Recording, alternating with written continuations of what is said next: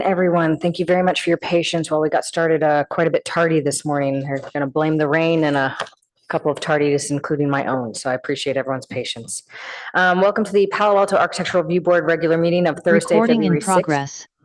Thank you for that. Welcome to the Palo Alto Architectural Review Board regular meeting of Thursday, February 6th, 2025. It is about 8:40 at this point, I believe, and we are getting started a little bit late. So thank you all for your patience. To dive in, we would like to get a call to order and roll call. Chair Rosenberg, Present. Vice Chair Chen, present. Board Member Balte, Present. Board Member Adcock, Present. Board Member Hirsch. Present. We have a quorum.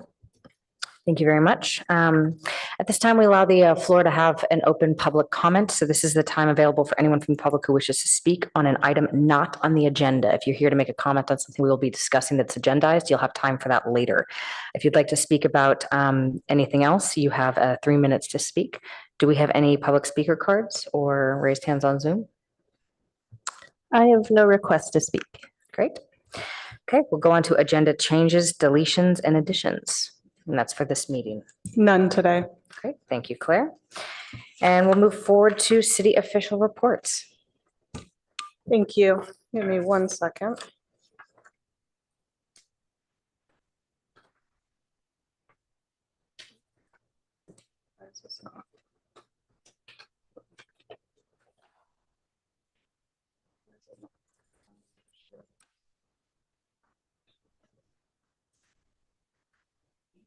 It's not allowing me to share any presentation. Okay. It's just one of those mornings. We're having some technical issues. It may be that we'll just run through that verbally rather than sharing it. Give us a moment. I got it. There we go. Right, she said that they were running late, but they're here now. So. Thank you for your patience. Thank you. Claire Raybold, Interim Manager of Current Planning.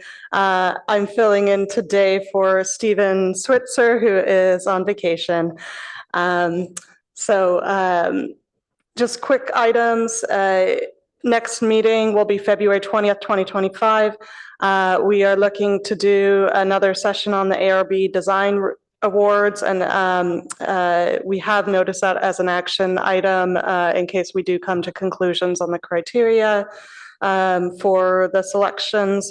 I wanted to just add to that we are hoping to also do a conclusion on the ad hoc for townhomes.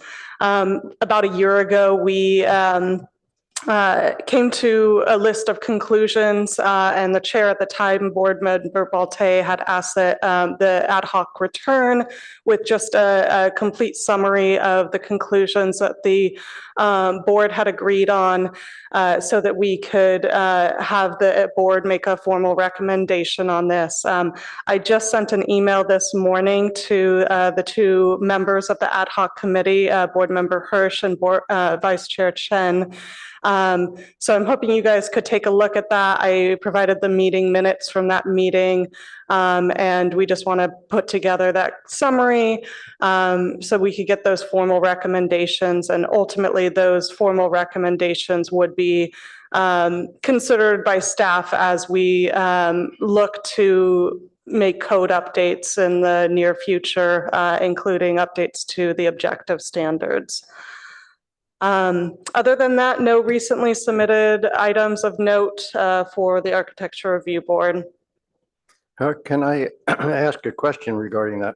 Sure. Could we be involved in the discussion other than just make a presentation on the townhomes? Well, I think that we had 5 hearings to have discussions, and my understanding at the last hearing was that we came to conclusions with straw polls from the board on all of the different items, and so we've kind of come to those conclusions. There can certainly be some level of discussion, but ultimately it is noticed as an action item, and so we are hoping to get kind of a formal recommendation at the end of that from the board. From the board? Mm-hmm. Okay, well, we'll see where that goes. Okay. Thank you. And just a note again that I know Board Member Adcock will be absent at the next hearing, so please let me know if you plan on being absent as well, just to ensure we still have a quorum. And Claire, I'm going to jump in here. I believe I will be absent on 6/19. I'm going to confirm that later, but I think it's wisest to put that on the calendar just in case. And if I am going to be present, I'll let you guys know. We can take my name off. Okay, thanks for letting us know. Thank you. And then also one sort of minor question, the formatting of everything was rotated this week versus last week. Is there a reason for that? And is that going to be how it's going to be moving forward? Probably should ask this at the pre-meeting. I apologize. For the upcoming, or for the list of projects. Normally it's landscape and this time it was portrait mode. Just a small thing, just was curious. We can, It's so minor. is there a preference? Landscape's a little easier to read. My eyes are getting older. So Thank you Oh, for that. Thank you for right, that yes. recommendation. very Okay. minor. Apologies for bringing that up in the middle of the meeting. Thanks. Thank you. I wanted to ask a question about the awards. You brought that issue up. Has the, I forwarded to Stephen a picture of the, what is the name of the hotel with the courtyard, Peter? What's that name? The courtyard, dining courtyard, Nobu. Is the Nobu project within the time frame? Does anybody know? And is it on the list? I believe it was in that time frame. I'd have to double check the list to I'd ask confirm Stephen for that. you. Yeah. I'd ask Stephen to look into it. So I just wanted to follow it up if that is possible on the list. I noted it and started thinking about it and think it should be considered. Yeah, if you have provided that request to Stephen, then he will take care of it when we come back with that item. Hope so. Just asking for a checkup on that. And no more from me. Thank you. Just can I ask a quick question on actually the 6/19? Is that a city holiday for Juneteenth? I do not believe that the city of Palo Alto takes June 19th. Yeah. Okay. The city gets a This is a floating federal holiday that day. So not all staff are off on that day. Okay, thank you. But it's worth noting. Yeah. Mm-hmm. Yeah. Thank you. All right, we're going to move on to city official reports. And everyone is present who needs to be present for this?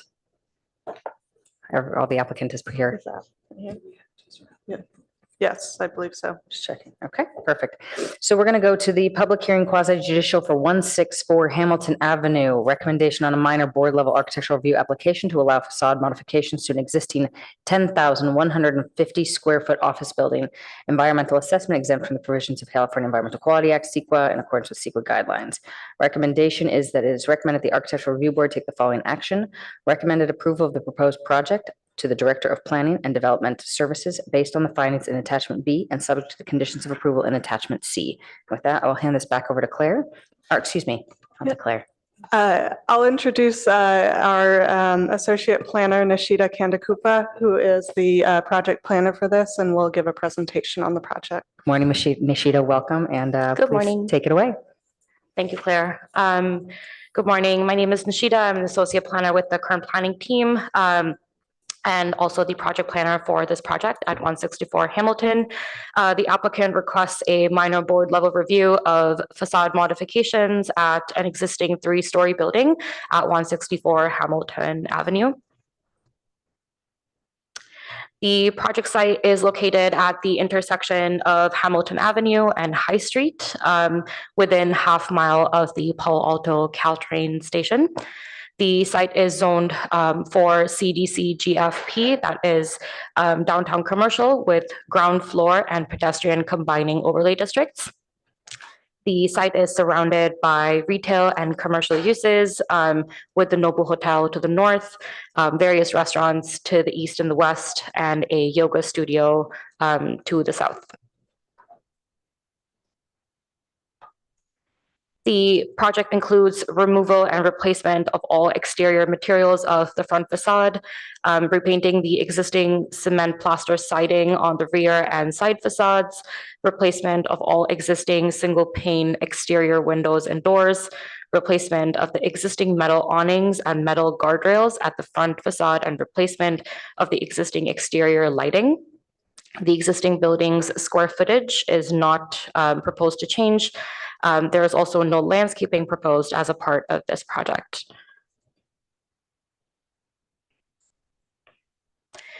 The image on the left is the existing building, while the image on the right is the rendering of the proposed building facade. The project refreshes the visual elements of the building by replacing the existing stone cladding on the ground floor with neutral colored brick veneer.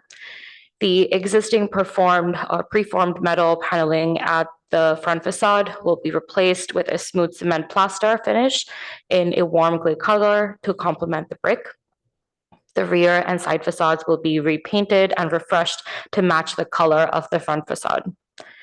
The proposal includes wrapping the entry area and storefront windows at the ground level with aluminum paneling, medium bronze in color with a slight mottled finish, adding dimension and visual interest to the exterior of the building.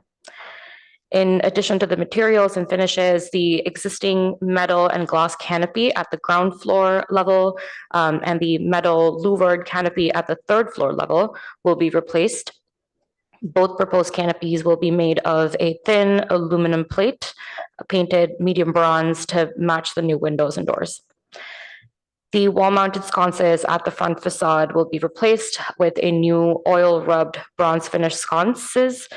This ambient lighting will be elegant, durable, and low in lumens in compliance with the municipal code.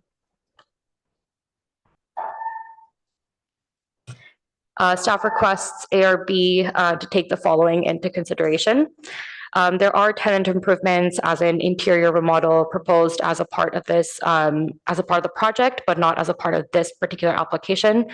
They are being reviewed under a separate building permit. The existing use and floor area of the building are legal non-complying and not proposed to change.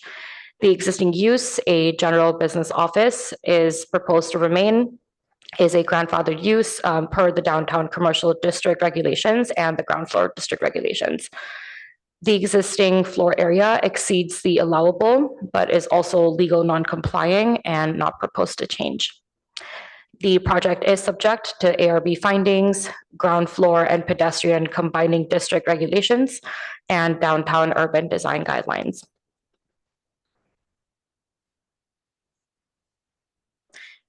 The project has been reviewed by all relevant city departments to ensure conformance with the zoning code. It is recommended that the ARB recommend approval of the project to the Director of Planning and Development Services based on the findings and approval conditions. This concludes the staff presentation. The applicant team has prepared a presentation as well and will be presenting next. Great, thank you very much. And I apologize to my board members again, continuing with this rainy morning, I'm a little out of order. If I can ask the board members to affirm that they have visited the site and if they have any disclosures. So we'll go down the line, starting with board member Adcock. I visited the site and just noticed that it's on the rendering, the plaster joints are not shown. So that's what I noticed. Is Yeah, that but not- just disclosures. Okay, and yeah. If you visited, we'll get into that in a second. Okay. I visited it yesterday. Okay, I visited the site and I have nothing to disclose. I visited the site yesterday and have nothing else to disclose. Ditto. Great. And at this time, I know board member Okay, thank- Adcock had a comment to make. So if this is a comment that we can direct at staff, then let's go ahead and do that. And if it's for the applicant, let's wait until they've had their presentation. It's just an observation. Okay, go ahead and make it. That there's very significant amount of stucco joints on the building, which is shown on the drawings, but not on the renderings. So I think it's just So of note. I did notice that as well, and that was going to be a question that I had for the applicant, because it may be possible that they're skim coating that. So it's something that we were going to ask them, we could ask them when the applicant is up there and they can explain that. Sure. Feel good about that? Sure. Okay, great. Thank you. Let's go on to, so if there's no questions to staff, then we'll let the applicant proceed with their presentation. Does anyone have any questions to staff? Last call. Okay, let's go ahead and have the applicant please step up to the podium and you can begin your presentation. You will have 10 minutes to speak. Please state and spell your name for the record. Hi, thank you for having us. My name is Nicholas Tedesco, and that's Nicholas. Last name Tedesco, Tedesco.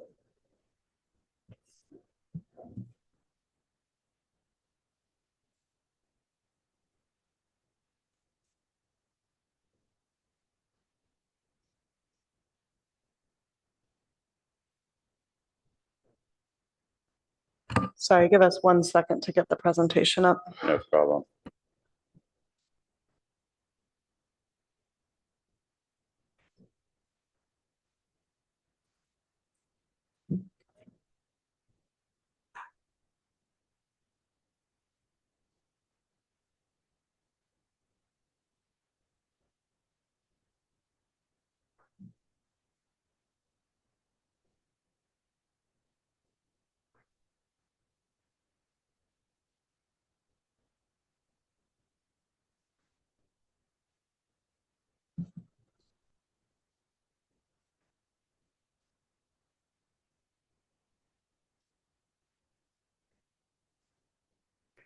Perfect, thank you. So as Nishita pointed out, this building is downtown on Hamilton Avenue, really not too far from where we are here. You can go to the next slide. So this is a shot of the front facade of the building. You know, I think one of the things we noticed right away is you have two very different buildings on either side of our building. On one side, we have a tall, very modern, prominent corner building. On the other side, we have a one-story stucco building. I think one of the things that the current building does well is it does sort of help step down the mass between this very large building on one side and a much smaller building on the other side. However, one of the things you notice right away is it's very materially and from a massing standpoint different from the buildings on either side. We can go to the next slide. So zooming in, some of our initial observations were that the building, again, is quite different from the buildings on either side. One thing that we noticed too with this building is every story is a little bit different. On the ground level, there's this sort of salmon large format stone, which then steps up to a salmon colored stucco, and then above that there's a metal panel that's a large format. And then, you see that stair tower element, which also has another sort of form of metal, which is a corrugated metal. So you can see there's a lot going on. There's 4 or 5 different materials that you can see right off the bat. And then the single pane windows, I think, stick out quite a bit too. They have this green tint to them, and they really do stand out. Next. So right away, I think, our initial design goals were to sort of simplify everything and have this fit in with the context of the neighborhood a little bit more. So a frontage design that is cohesive, elegant, timeless, and provides visual interest for pedestrians. I think the current building doesn't engage the street very well. There are windows, at the street level, but they're all frosted. So there's really no engagement between the interior and exterior of the building for pedestrians. Another goal was to have a harmonious transition between adjacent buildings through the selection of materials, textures, colors, as well as a clear hierarchy between primary and secondary building volumes. And so, at the street level, kind of having a nicer, more accentuated material there, and then letting the rest of the massing kind of step back into the background. Another goal was emphasis and accentuation of significant elements of the building, such as an entry recess, ground level storefront, as well as shading and rain protection elements. A lot of these elements were already there. I think we're just sort of enhancing them and bringing them up, with the design of the rest of the building. We wanted to have variation in fenestration size and pattern that enhances the architectural character of the building. All the window openings have stayed the same. It was just, again, a simplification of the fenestration design. And then we wanted to embrace the existing building modulation and articulation of horizontal and vertical recess projections. And then our last goal was quality of construction methods and materials.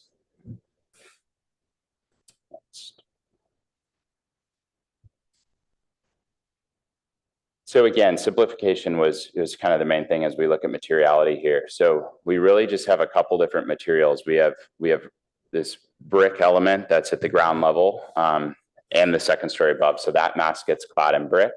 And then the rest of the building is stucco. So some of the, to comment on the joint pattern that was brought up. So above the brick right now, it's actually metal panels, which have a lot more joints. And so we're proposing stucco there, and we can have less joints with that. Where there is existing stucco, we did plan to leave the joints as they were. But I think there will be quite a bit less joints because we're replacing the smaller metal panels with a larger format, stucco. So that should help simplify things. So again, at the ground level, all new storefront there. We're really opening up the glass, and it'll be, there'll be visibility between the interior and the exterior. New sconces at the ground level. There's a new awning at the ground level as well to help provide rain protection and just shading for the ground story. And then, through the sides and back of the building, we're refreshing those facades with paint. And that will pretty much wrap up our presentation. We just have a couple more views here that sort of help to show, the materiality of the building in the context.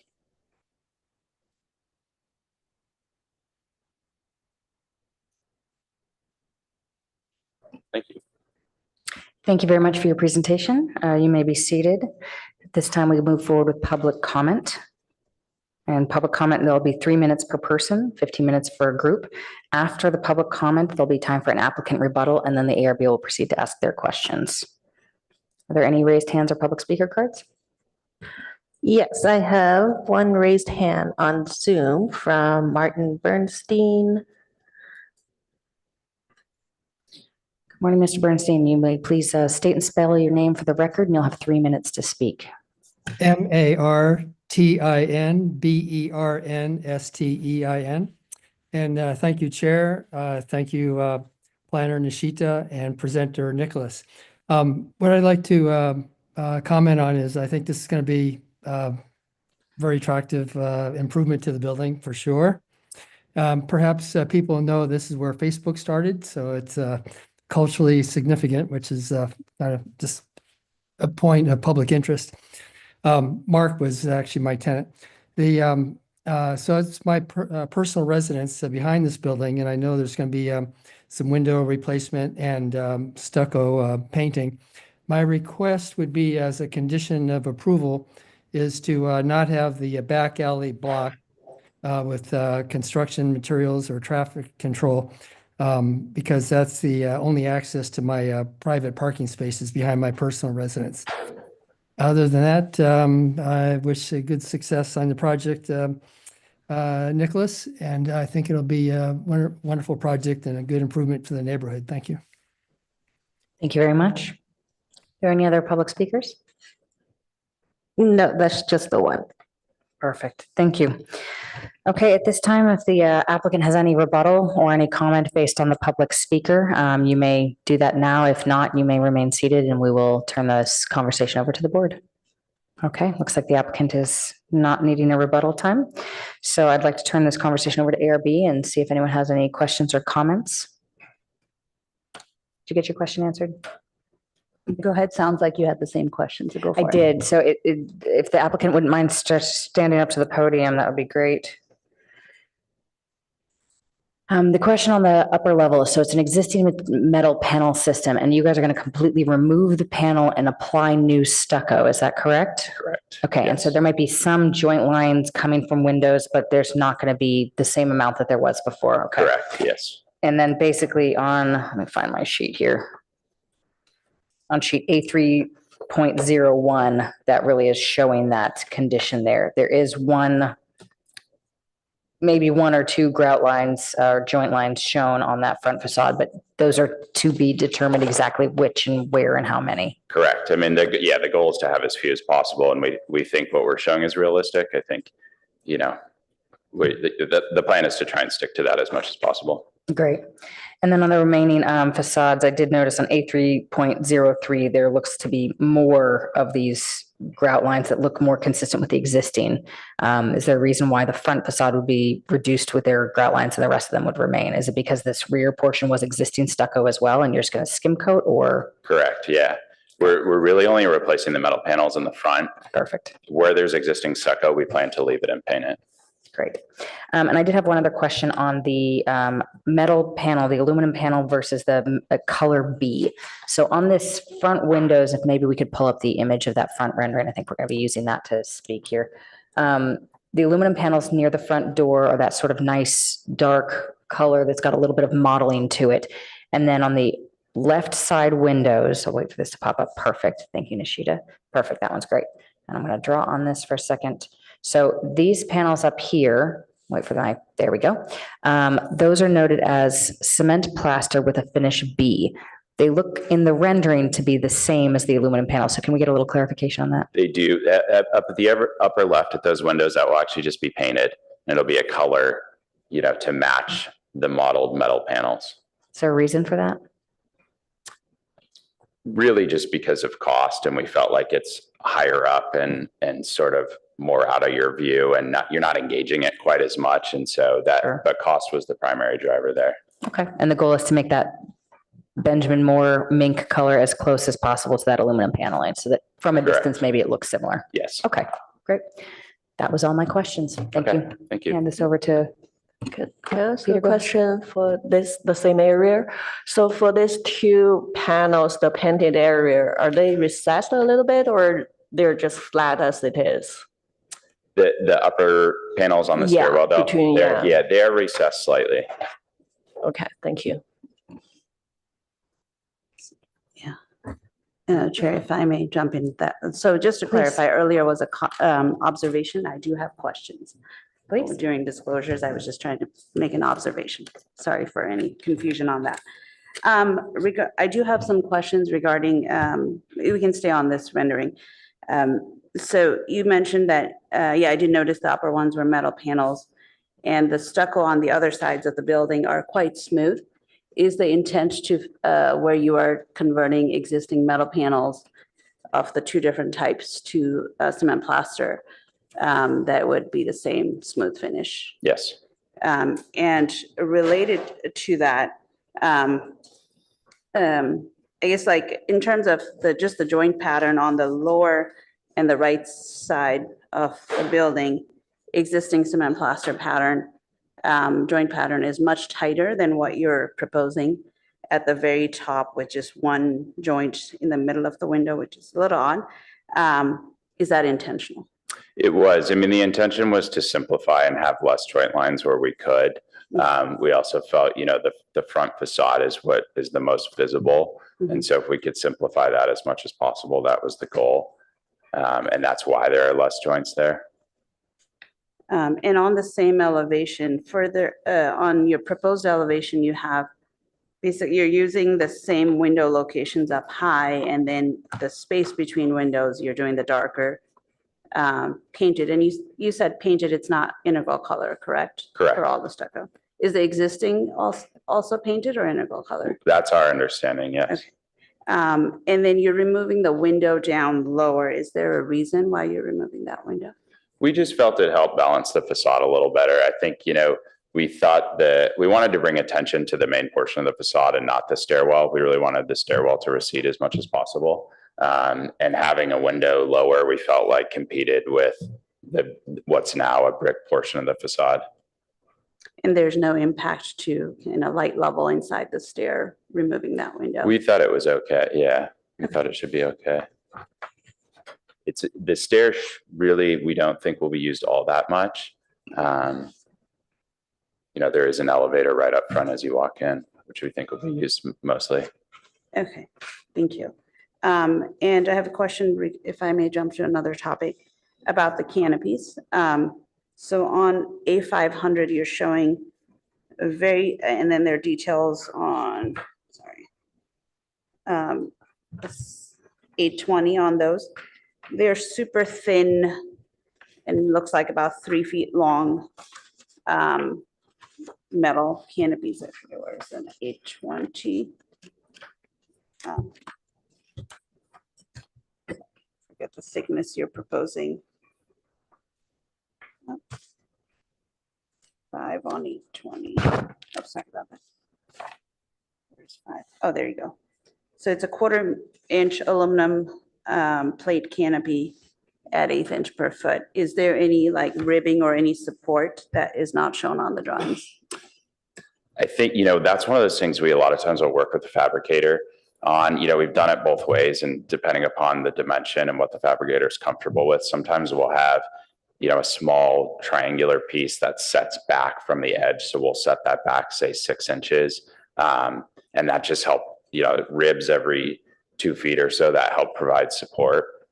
So the goal, you really wouldn't see those from the street level. So the goal would be to not have them if we can get away with that. But if the fabricator feels that we need more support, then we would add them in. Okay. Seems quite heroic to do 1/4 inch plate spanning 3 feet without support, but It might be. all power to you if you're going to make that happen. All right. I'll hold any further questions for a moment. Thank you. Could I ask, excuse me, about the 3rd floor parapet guardrail? I noticed on the existing building, there's a metal railing that's open, and your renderings seem to show the brick going up higher. Is that the intention, to increase the height of that parapet wall? The intention was to increase it slightly, yes. And that lined up with an interior datum is how we pulled that alignment. But we still do need a small section of guardrail there. Yeah, so I'm looking at detail 2 on sheet A 8.00, but I don't see any vertical dimensions there. It looks to me like that parapet railing is increasing quite a bit, like 30 inches at least, if not 36. It should be the same height as what's existing. It should just be 42 inches. Well, the top of the railing is, of course, Correct. but Yes. if you look at the existing photo, the parapet doesn't seem to be a parapet wall. It's just a metal guardrail. Am I Correct. missing something? Yeah, well, I think there is a small, I have to remind Can we myself. please what- switch to the existing photo? Yeah, I mean, There's your one on A existing- 0.02 that might be useful. And your existing elevations show it pretty well too, I think. okay. It caught my eye because the parapet wall exists as you turn the corner going back. And it seems to me you're continuing that across the front, but that's a change to the design of the building, I'd say. I just want to know what your intention is on that. Yeah, again, the intention was to line up with the interior window sills. We thought that was a strong alignment that you would see throughout the interior of the floor, and we liked how that connected to the outside. And I thought the existing building does at least have maybe a 1 foot, solid portion of the parapet, and then It could be, looking at the photo more then carefully. it's metal above. Okay, thanks for clarifying that. Second question. Your new windows seem to have a different mullion pattern. Are any of these windows operable? We've gone back and forth on that. On the upper level, they're not. On the lower level, on the mid level, I'm trying to remember where we landed on this. If anything, it was the top portion. I need to remind myself, sorry about that. Well, just because the new mullion pattern creates some fairly large sashes. It does, It would be very yes. difficult to operate those. Yes. Whereas the existing pattern has a slightly more detailed breakup, which could be operable. But you don't have a direct answer for that offhand. I don't have a direct answer for that. No, sorry about that. Has your client asked you for operable or non-operable windows, or? They have not, no. They Just felt no like restriction. operable wasn't needed. I think, through having the HVAC system, they felt it wasn't needed. Yeah, I noticed that the element you called the stair tower, it's currently clad with a horizontal metal finish. It's very different from the rest of the building. And you're proposing that would be a stucco finish to match the upper floor of the building? No, Yes. So you're not doing a separate finish for that building the way it is, to that portion of the building? Correct. Okay, but you are putting the darker colored panels between the three upper windows? Darker colored paint, yes. Right, but there's no attempt to actually recess the building itself and make one larger shadow line for that group of windows, is there? That is the intention, is to create one move out of those three windows. Just by painting the wall though? Yes. Okay, thank you.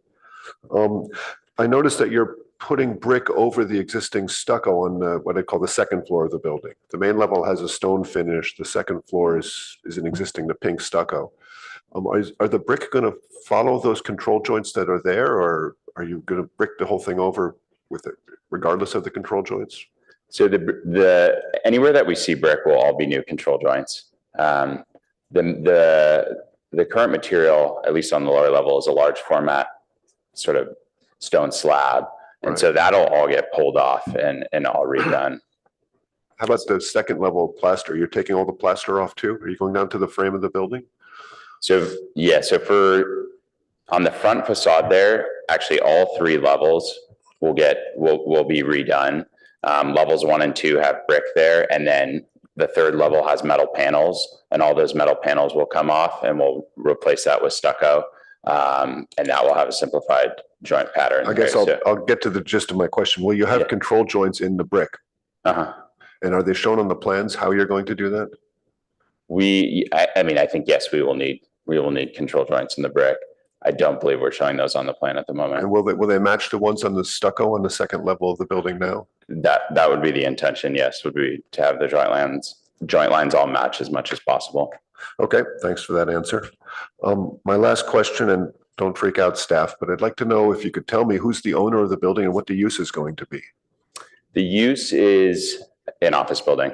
An office building. Yes. So I see listed here, the owner is the Orpheus Chamber Orchestra. Correct. Is that really the case? That's a New York City-based, fairly famous orchestra group. It is, yes. And this is just an investment for them, or are they putting musical functions here?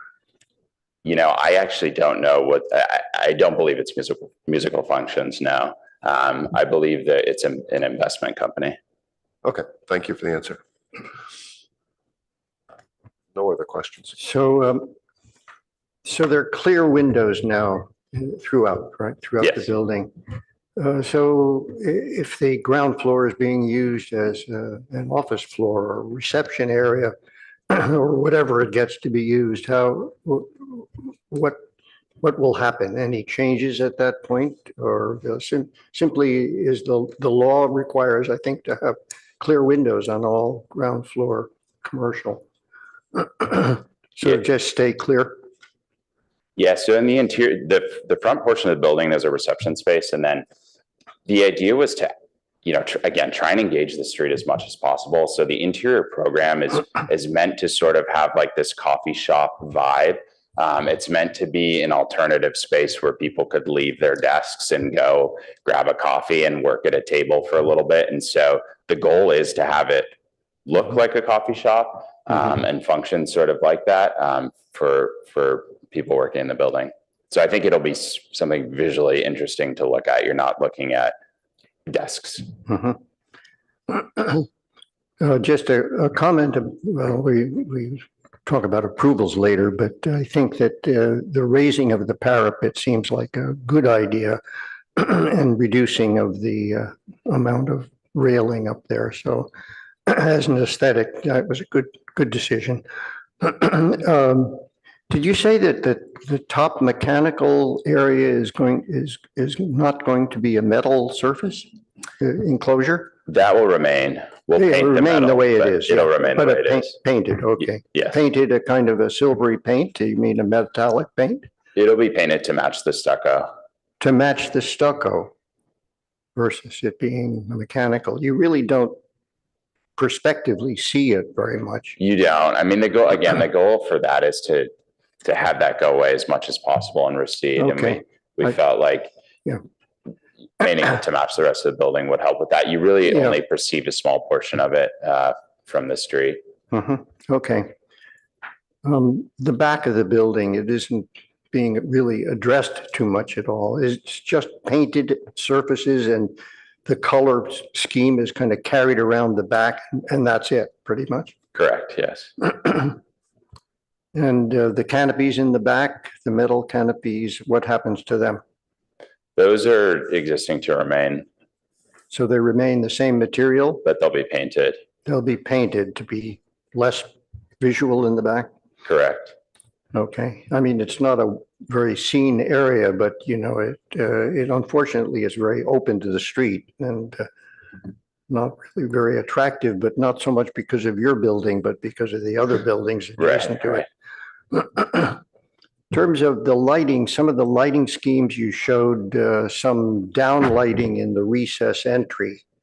So that doesn't always appear on the wall there, but that should be a part of this lighting scheme for the front of the building, right? Yes, Because I think you sort of planned that to be quite a lit area, the entry itself, right? yes. Mhm. Just a point of interest is that generally speaking, in the last few years, we've been trying to say that buildings that are commercial buildings ought to have operable windows because then the air in Palo Alto is quite beautiful and Yeah, sometimes, so I don't know exactly how to deal with that because I think the tendency is to simplify this building and make it sort of less complicated in some way, design-wise. But I just want to point out that we really still I'm speaking as myself, I think it's an important thing is to have natural ventilation as much as possible.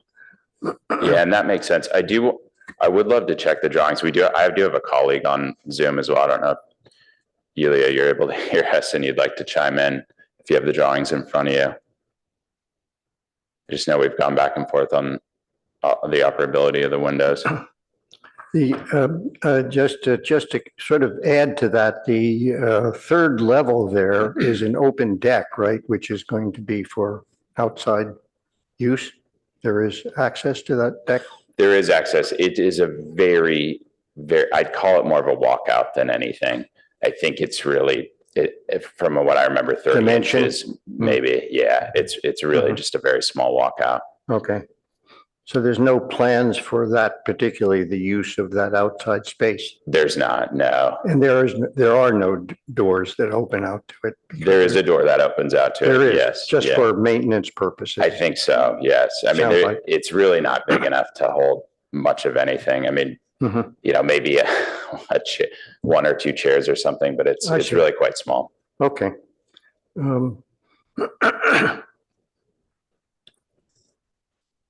I don't think I have any more questions at this time.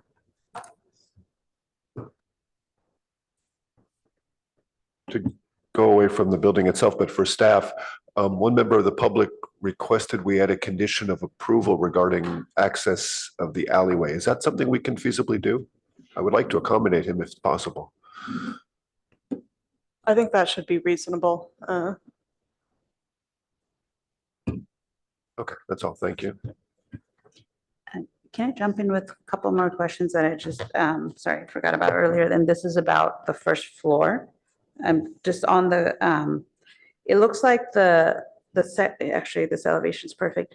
The windows on the right of the door, those are operable doors, it says, sliding window mullion front on 820, is that correct? So does that fully open to the outside? The window, you're talking about the large Yes. group of windows there, yes. And they're currently not, looks like, obviously not existing, doesn't look like windows or operable. So is Correct. the intent that that whole sliding door would open and you'd have an indoor-outdoor experience on the street? Okay, and material-wise, I'm looking at the details on 820 and looks like on the sides you have, it says aluminum cladding painted, but the sample board on the board looks like a kind of an integral finish, whether it's powder coated. Yeah, the one on the lower right. Yep. Is that a painted finish? What's on the material board there is the correct finish there. I think there may be a if it may be mislabeled on the drawings if it's just called out as painted, but it is a patinaed metal, Okay. And mottled metal. detail 6 has a steel plate cladding between the mullions, and I don't understand where that falls on the actual elevation. I don't know if, Nishika, you can take us to 820. I'm just having a hard time connecting details to elevations.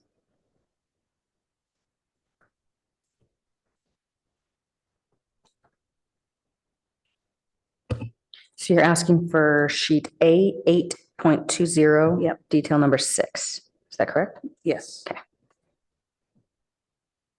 Yep, which is the middle one on the bottom, yep. So there it says 1/4-inch steel plate cladding, painted fastened with countersunk screws. So are there fixed, painted steel cladding between mullions, and that entire section is now one big operable, but it is in segments? I'm just trying to understand what's going on here. So I'm trying to see where this is.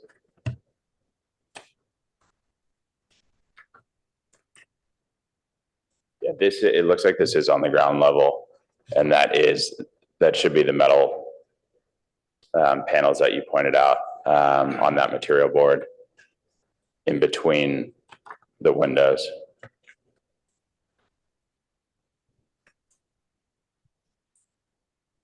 Okay. So I guess back to my question, is that fixed, or it looks fixed in the detail, the 4-inch box is separating some segments of this large operable glazing? Don't want to put you on the spot, but is that like every 2 panels and then a fixed? Like, is it 3 pairs of sliding doors? It should just be, could we go to an elevation? I'd love to just Yeah. remind myself where this 8.01. is tagged.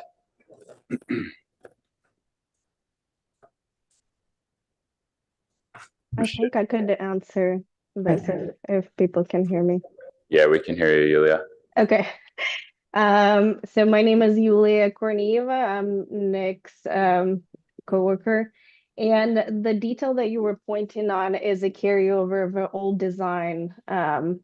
So all the windows, including the ones downstairs, are proposed to be fixed. Nishita, do you mind scrolling up so we can see the new proposed elevation? Other direction, please.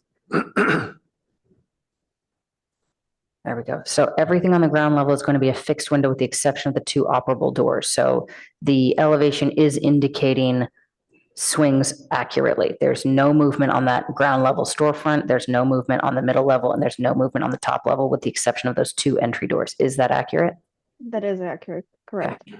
Thank you. And so to Board Member Adcock's question, that 4-inch detail between these windows is between each one of these fixed windows. Does it apply to the upper level windows and mullions as well, or just the ground level? This was a mullion for an old detail. We used to have a different window type that you see clouded over there. So that detail is not used anymore. We should cross it out. Great, so that one will be stricken from the plan set in the future. Okay. Correct, detail 6. Any other follow-up questions, Board Member Adcock? Yeah, just minor clarification. So detail 3 and 9 are correct. And in between, it would just be a single 2-inch mullion at those dark lines on the elevation. It's not a 4-inch plus 2 plus 2, which would be like an 8-inch, which is a much larger expression than a standard 2-inch. Correct. Okay, great. Thank you.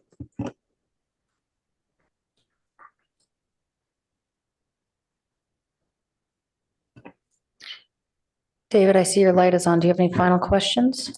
I just have a couple of comments.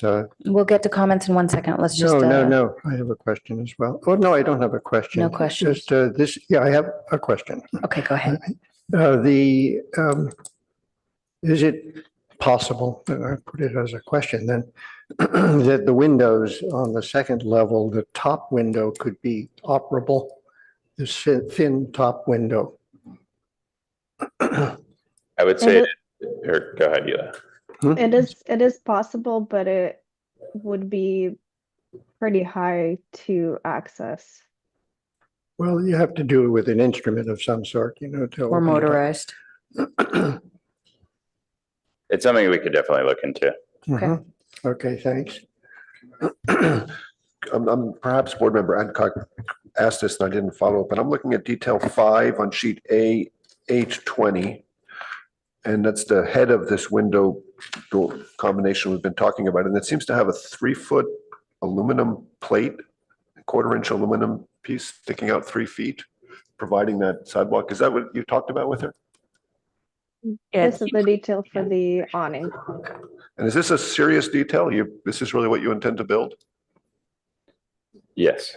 Thank you. Okay, thanks for answering the question, honestly.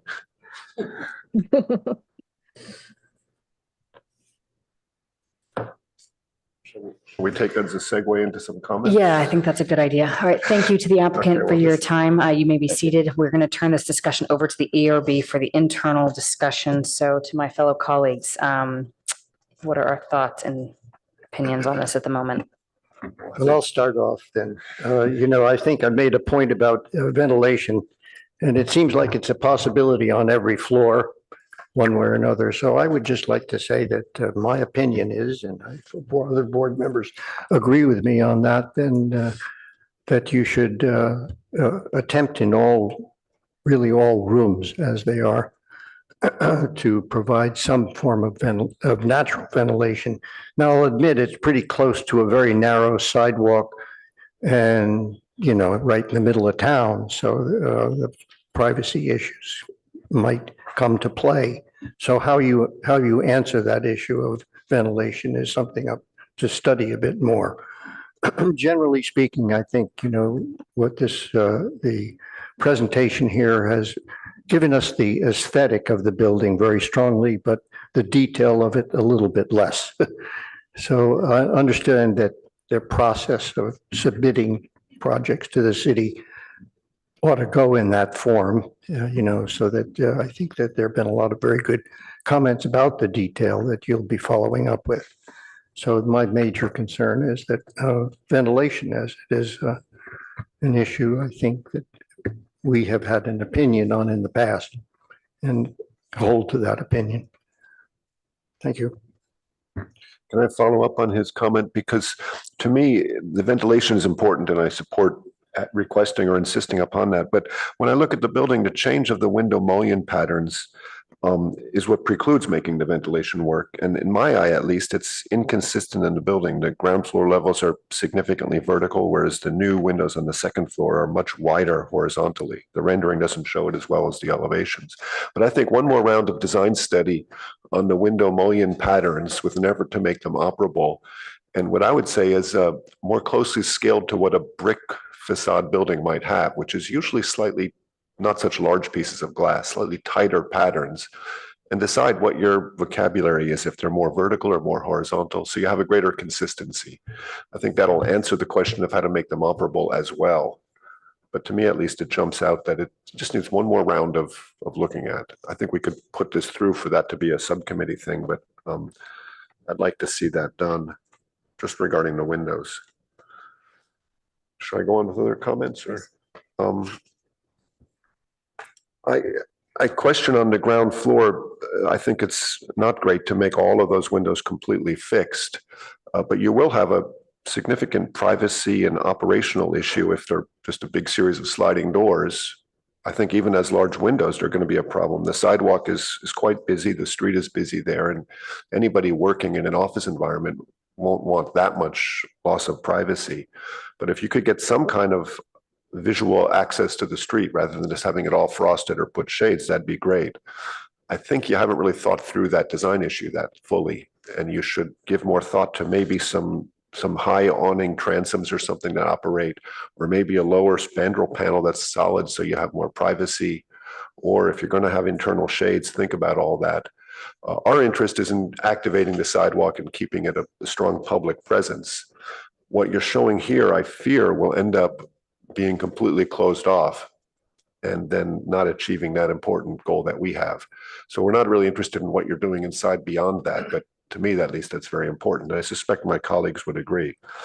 Just next door at the Nobu restaurant, it's wonderful. The activity they have on that terraced dining area and the way they've slightly separated it from the sidewalk is enormously successful from an urban planning point of view. And if you could do anything to replicate that, there they have a planter in front and that slightly separates it. And I think it's raised a little bit. But I think you guys are talented designers, but if you just put that in your agenda as something to think about, that would be appreciated. To my colleagues, I'm concerned that the vertical stair tower element is not treated in a way that I find consistent with the original design of the building. And in general, I think what you're doing is an improvement. The brick material will be more attractive, et cetera. But I would like to see you consider that vertical element with a different treatment of some kind. That points again to our questions about the windows there. Simply painting the spandrel between the three windows is really not sufficient to achieve the look you're after, which was a recessed grouping of windows as an opening into the building. Just painting it looks like a cheap trick, and it will come off that way. Over time, it'll probably get painted the same color as the plaster, but I'd like to see you consider a different color or element or somehow design it once more. I understand and appreciate your desire to reduce the number of materials, but to me, at least, that's one single element of the building that's crying out to be, brick where the rest of the building is not, kind of thing. You're talking about the stair tower? Yeah, there's the vertical stair tower element on the left side of the building. Which is stucco? They're proposing it to be stucco. Right now, it's that horizontal metal corrugation panels. And I'm not sure that panel was a great choice, but the fact that it's a different material and the architect clearly intended both with the finish and just the basic form of it to accentuate. This is a stair tower. It's a vertical element anchoring this side of the building. It does a great job of sort of making a barrier to the next building as a relationship element. But making it the same plaster as the rest of the building removes that a little bit. And I wonder if you don't want to think about it. Do you think it perhaps emphasizes the fact that there's a change to brick right after it, and the form that comes forward is a brick form? That's right. Yeah, and that would turn the corner at each corner before it meets that. I'm not sure, I'm not sure I have an answer so much as just a comment that, to me, just making it the same as the rest of the building takes away from the integrity of the original architecture. And I think, again, just one more round of design thought might help that question mark. One other comment, and this small thing again in the same vein, in a brick facade, you have sort of brick lintels above and below the second floor windows. And you might want to consider the same treatment at the main floor opening, where you have that 1/4-inch metal panel, which isn't going to work. You'll need some sort of diagonal braces to hold a 3-foot canopy. But again, if you go back to the vocabulary of a brick facade building, it's fine to have those metal braces and stuff to show how it's supported and to actually hold it up. But that lintel might be part of how you treat that, and it might give greater consistency to the whole building. Again, it's a small detail, but that would be helpful. The last comment is just an idea. It struck me when you mentioned that upstairs balcony is just too narrow to even be walkable. But what if that were a planted area and you had plants either growing in or over the front of it? That would be a wonderful nod to Palo Alto and to the climate we're in. And it would be really nice on that building. Clearly, we can't require that, but that's just a thought for you. So those are my comments. Thank you. I want to come back in for just a second here. Because I'm thinking about the Commissioner Bolte's comment about the windows on the ground floor, and thinking that perhaps if they were recessed, somehow that whole area is recessed, gives it a little, that's a very narrow sidewalk, and it's fairly trafficked. So I wonder if it is conceivable. I know it takes square footage out of the interior of the building, but maybe there's a good reason to. Well, it's recessed, looks like about 18 inches. Yes, it according to is. that detail, but you're So- talking more than that, David? Well, okay, so maybe that's enough. And then, some other solutions for areas like that make it a little more private, of the possibility of putting planters outside. which has been successfully done elsewhere in the city. Mr. Hayes has done it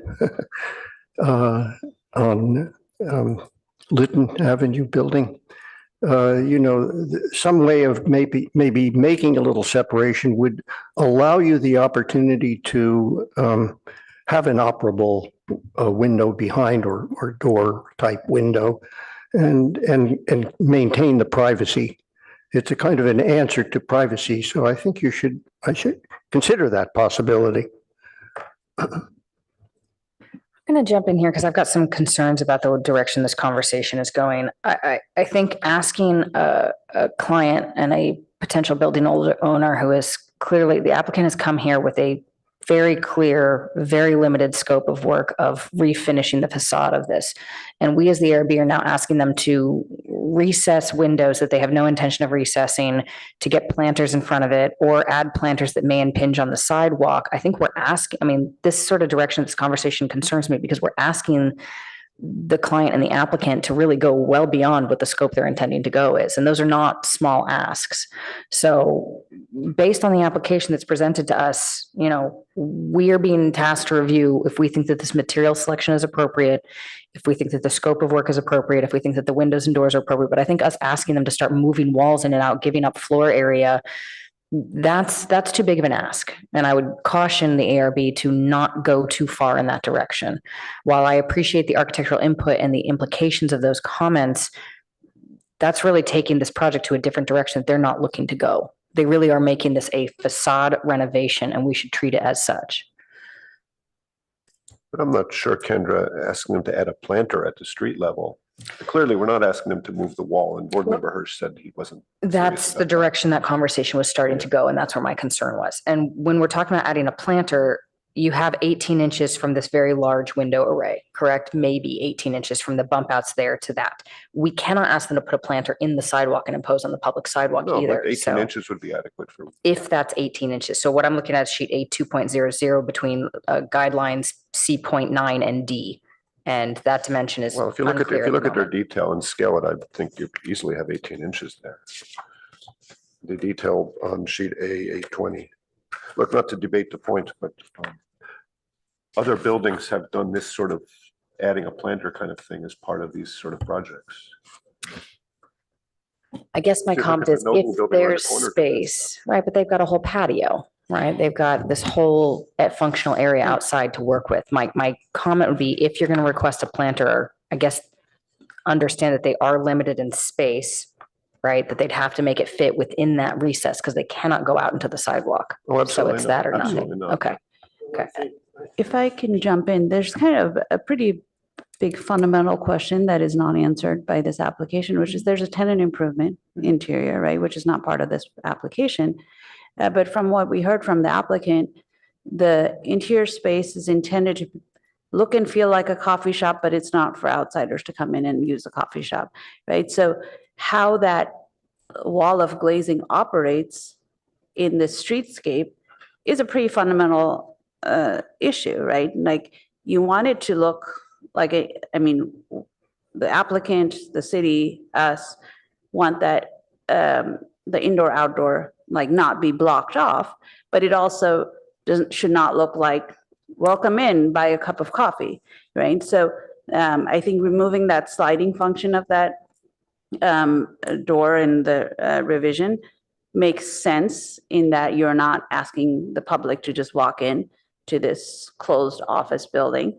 However, that the direction this conversation was going in terms of like even having a row of planters or pots for that matter is actually going to help make that separation that you're visually connected, but you're not welcoming people just walk in through the to this space and add architectural interest to that streetscape. So I think what we're asked, from what I understand, from what David and Peter are asking, is to add that planting within that 1 foot or 18 inches, whatever that is, to create that visual separation of interest, if I'm going in that direction. Well, you've got it from my point of view, yes. Yeah. Well, I'm not sure I'd want to even ask them to do anything specific. I'm asking them to redesign it once more.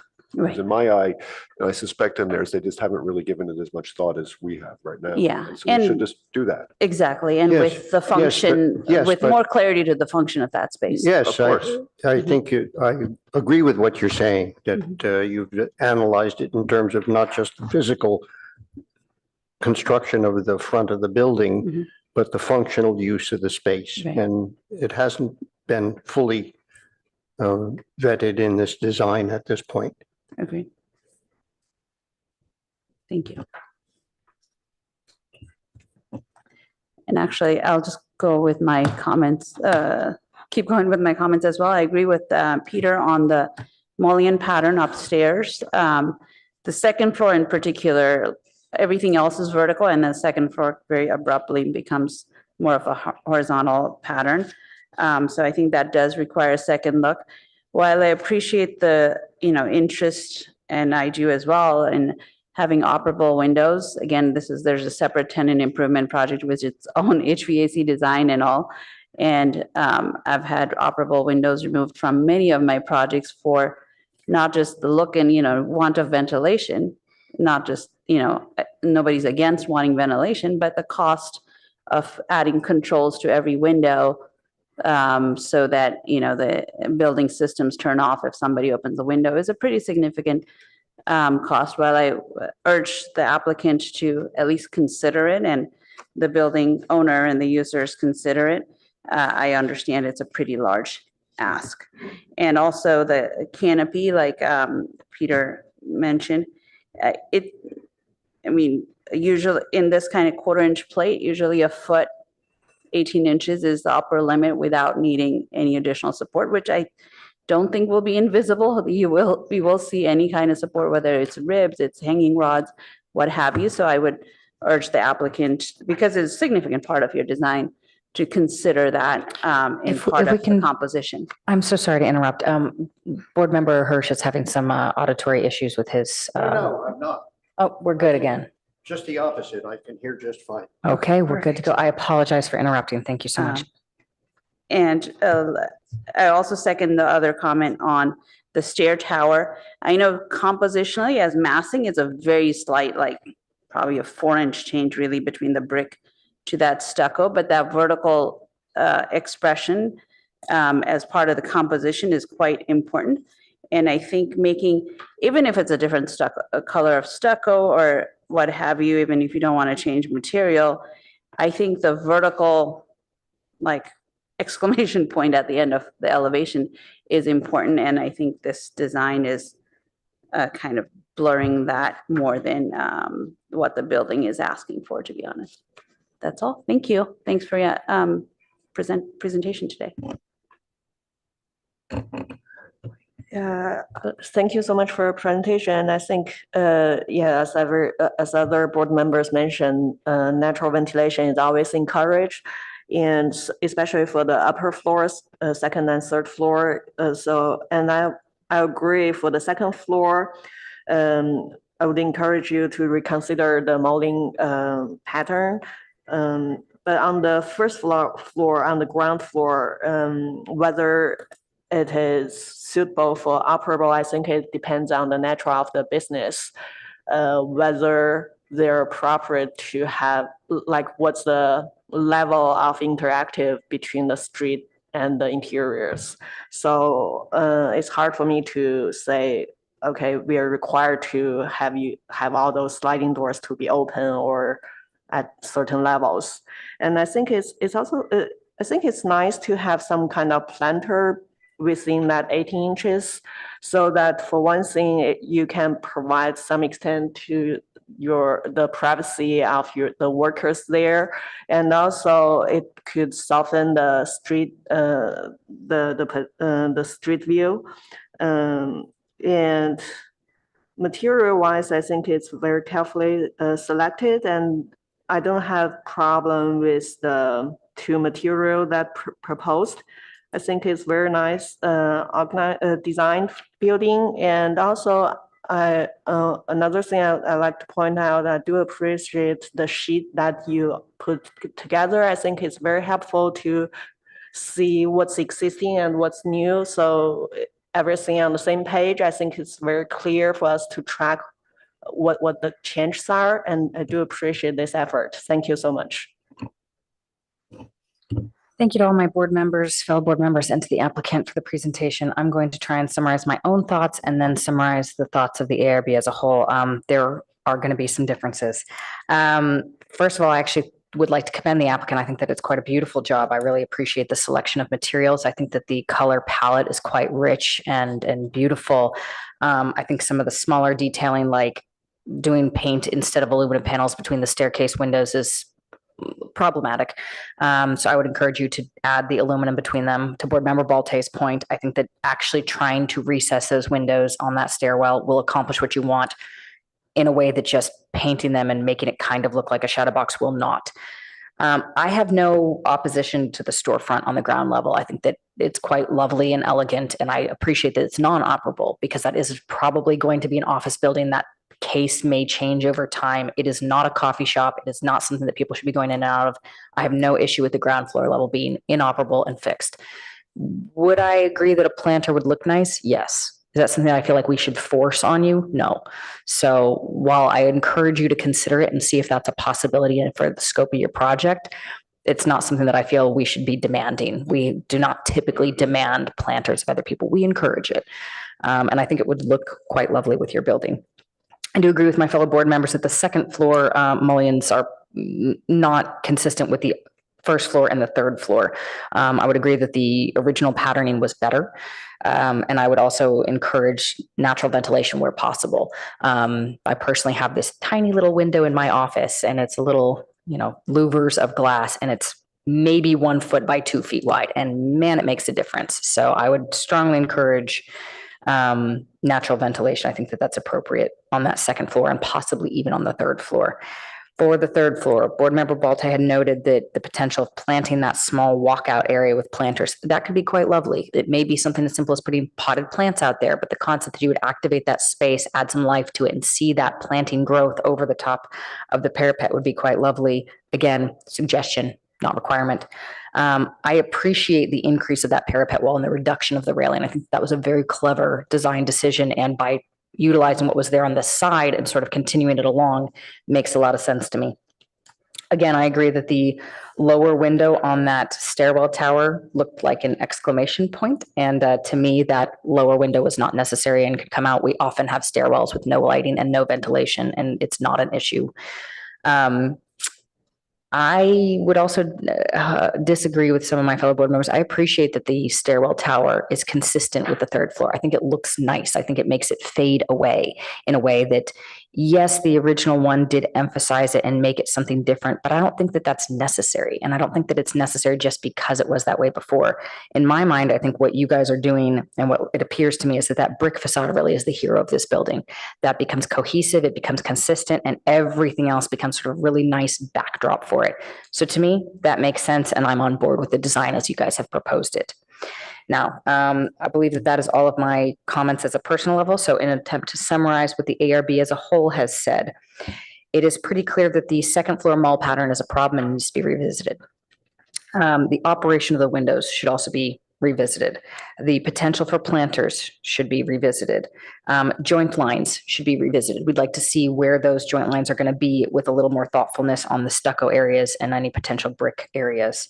And lastly, I believe the material between the stair windows, the stairs on the stairwell, those two areas that were going to be painted material B, those should be thought out again.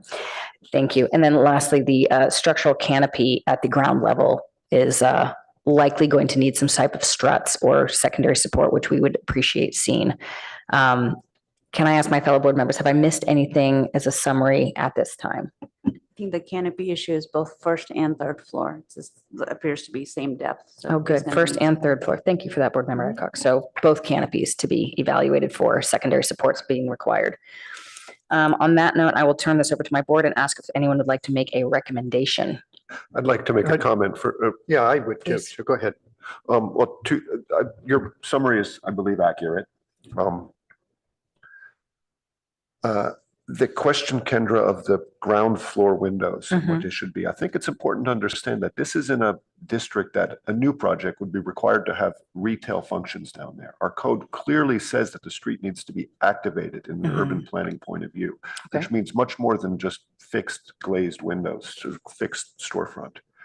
It really has to be something that has this level of transparency back and forth. So for us to strive, when someone wants to renovate or improve their building, to strive to meet that current code, I believe is quite appropriate.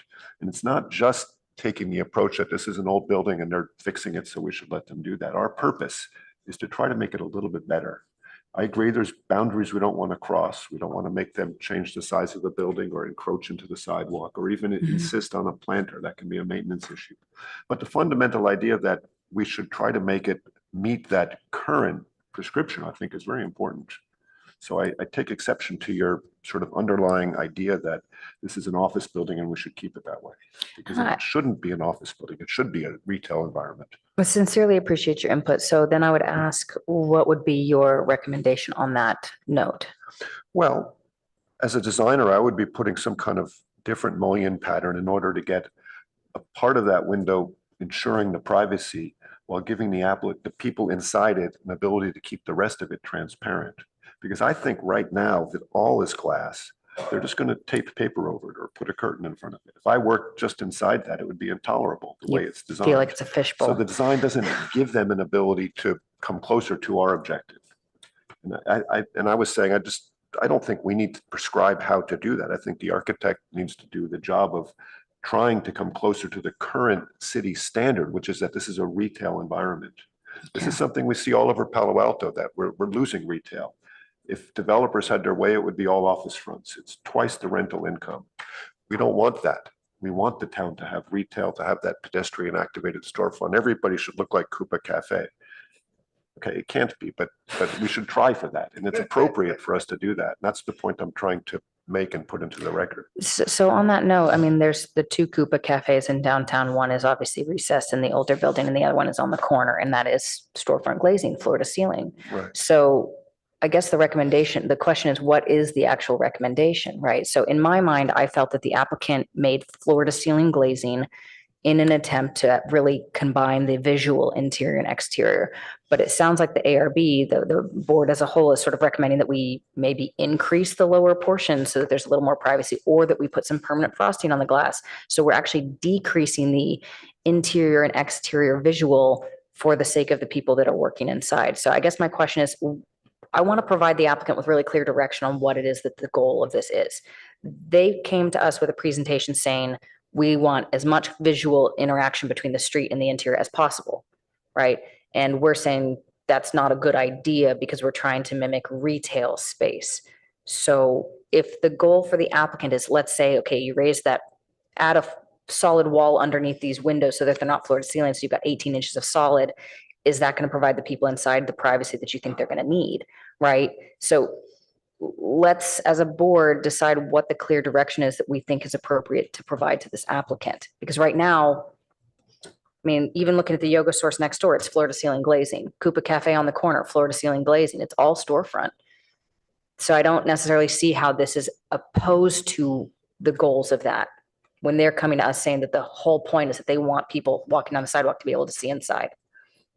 And again, I understand your concern, Peter, that if you're working in that environment, it's uncomfortable, you're going to want to put paper over it. But we can also say you're not allowed to do that. That's also a viable option here. So let's provide them with clear instruction or clear direction so that they can make a decision as the applicant. Yeah, it's basically doing the architect's job. I mean, they've got to figure this out. And I'm not sure I'm comfortable doing more than just sort of pointing out what I see as a problem right now. And I'd like the architect to take one more spin. It may be they come back to us and come with a litany of issues that can't be solved, and okay, what can we do? But I'd like to think there's architects in this room who could do something more. I know if I spent a day working on it, I could, but I don't feel it's necessary for me to tell them which direction to go. Planters, window mullion patterns, shading devices inside. Well, maybe not the direction, but let's give them a clear goal. What is the goal? That this looks more like a coffee shop or looks less like a coffee shop? I think it's to get a realistic understanding of what privacy or needs are required and then to meet those. Because right now they seem to be saying from their program, which isn't really part of our review, Right. They don't have a privacy requirement. And yet we're saying you do. And I think that's fair to say that. So I agree with what Peter's point. And I don't think it has been addressed here, you know. It's something we're pointing out to them that really needs to be addressed. It's not a Coupa condition. It's a very narrow sidewalk. The building is close up to the sidewalk. There are different conditions here.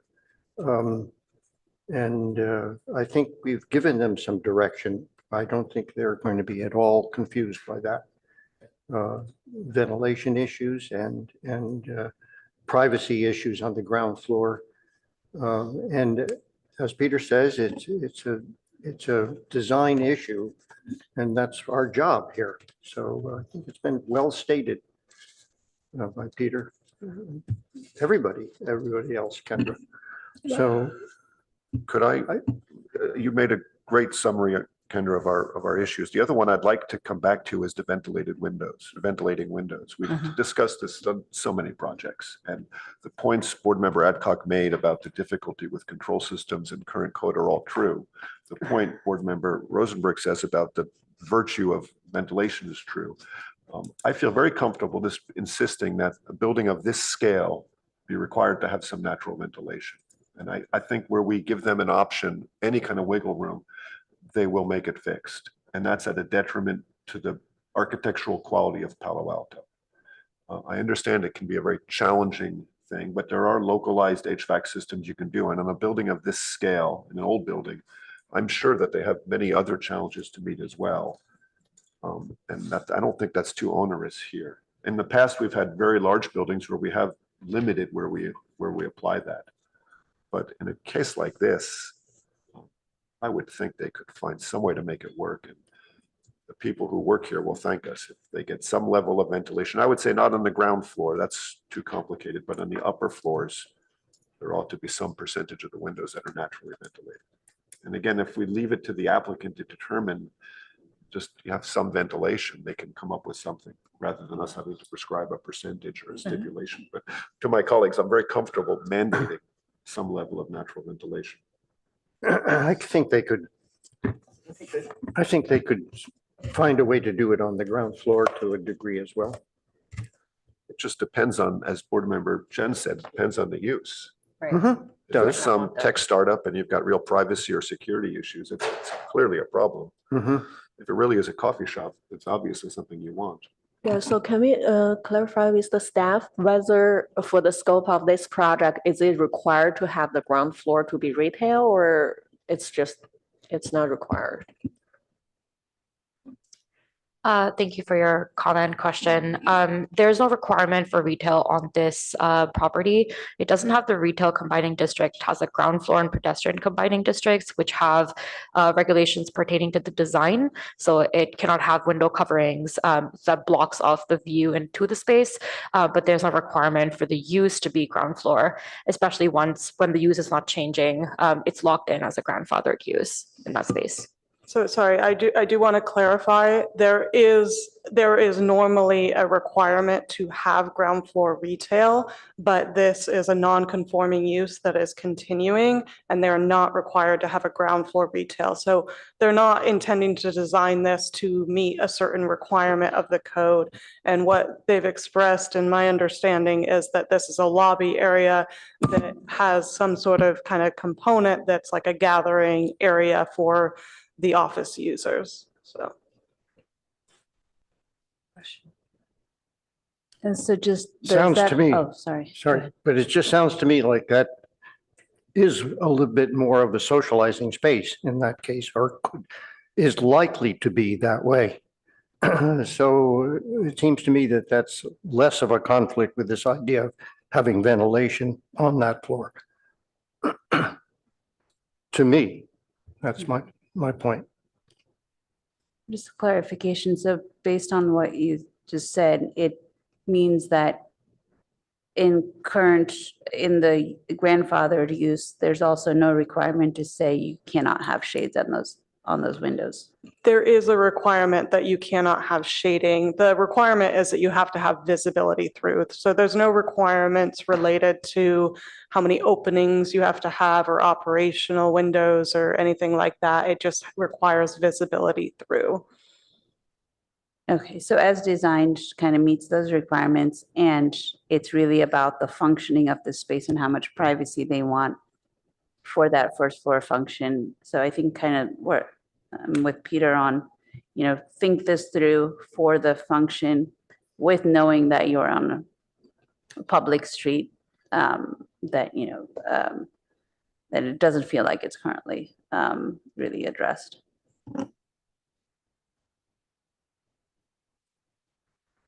I have one more comment,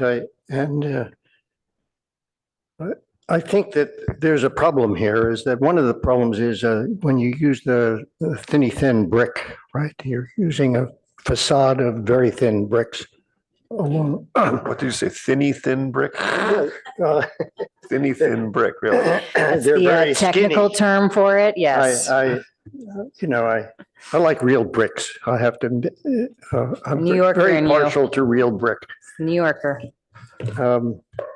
But because you have that, then it also dictates a lot of the detailing around the window line. So what would have been nice is to have some greater reveal into the brick, which is commonly does happen.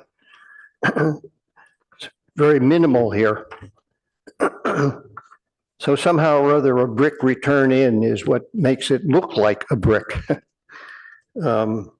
And I'm not sure I'm seeing that. There's some people at our board here that really love detail at the other end, and she sees these things, but I think it's I not. think detail number 1, David, on 821 seems to show a pretty significant reveal, It does. but it's Okay. not, it's detailed with brick returning. What page again? A2. 8.2.1. 2.1. Okay. You might ask the applicant if that's the case or not, but I go from A2.2 all to three details on that A2.4. side of the page. Where is 2.1?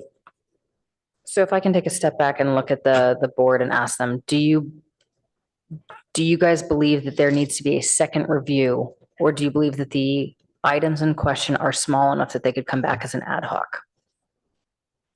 Could we ask the applicant what their intent is, given our comments? I mean, I feel like there's several comments here. So yes, we could ask the applicant to come up to the podium, please, and we'll go over these items one by one and see if there's a question here. So I guess, I'm all for pushing them along as fast as possible, and these could be handled by an ad hoc or subcommittee. But it would depend if they feel adequate to do these things. If we're going to be So- fighting them, then it's might as well have them come back here. right, we'll ask a series of questions. Please answer if you can feel capable of being able to turn this around for an ad hoc meeting. So second floor mall patterns, would you be willing to revisit that patterning? Yes, Okay.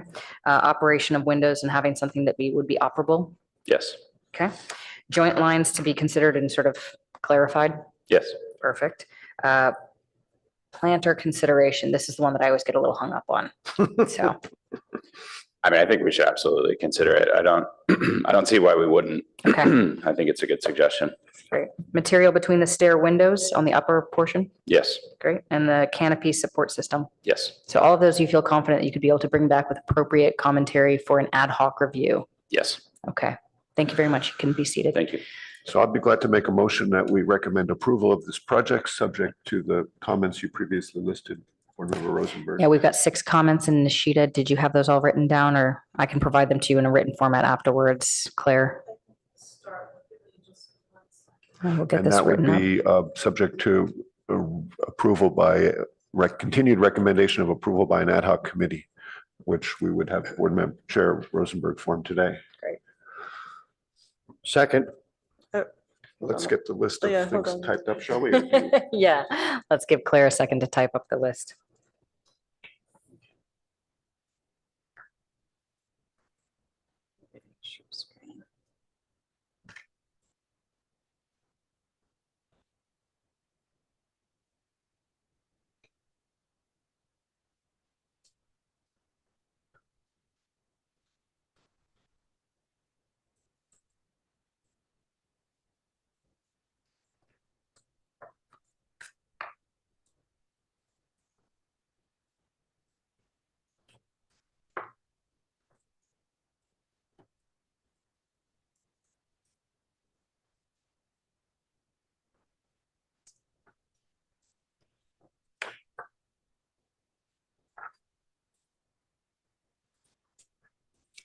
Great.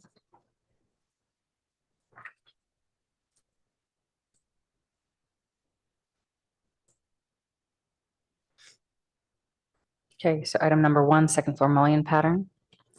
Item number 2, or you can bullet points is fine. Natural ventilation. Is required in some portion of the building on the second and third floor. Yeah, I'd say, Would you like me to say, like, consider modifications to? I'd say second floor mullion pattern modifications. It's not a consideration at this point. This is pretty, that's one of the items that is unanimous. Those need to be revised. They are inconsistent between the first floor and the third floor. And is the request to have them be, modified in a certain way? It's up to them. We're just For noticing. greater consistency with the rest of the building design. Fair answer.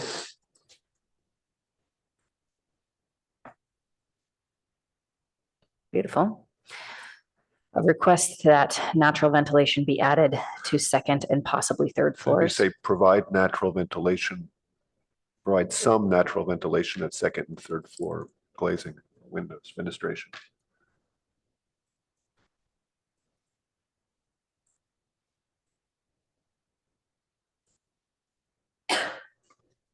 Okay, I'll buy Okay. that.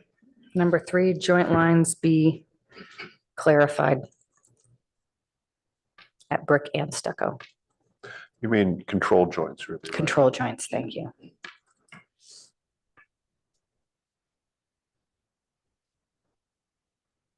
Sorry.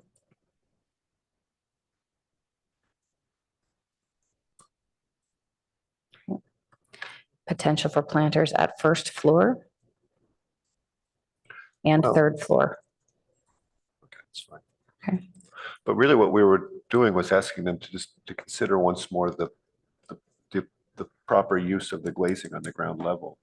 There's other options they could do than planters. I mean, correct.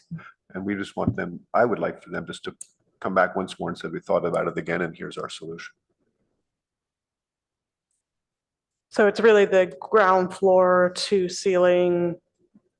Well, I think You know, you might put potentially- another bullet point, Claire, just sort of say, Almost like a sub bullet point for that one. yeah, or even it's Yeah. really to sort of consider privacy issues with the street fronting fenestration. Is that a fair, That's an Say that appropriate one way. more time. Consider privacy issues with street front, street level fenestration? street level fenestration. Thank you. Should I just do that instead of the potential for? I'd keep them planters? both because the planter might be the solution or it might not, right? So I'd keep them both. And I think that being a sub point is enough direction.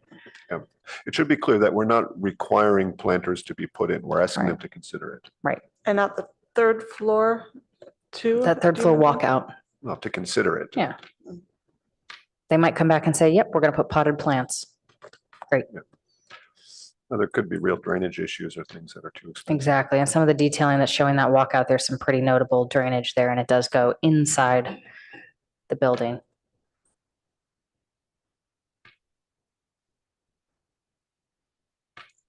What is material B area? Is that the stair tower question? That's, yeah, the stair tower. Areas painted material B should be considered. Is there any other area that's I painted didn't material B? hear a strong consensus one way or the other on that issue.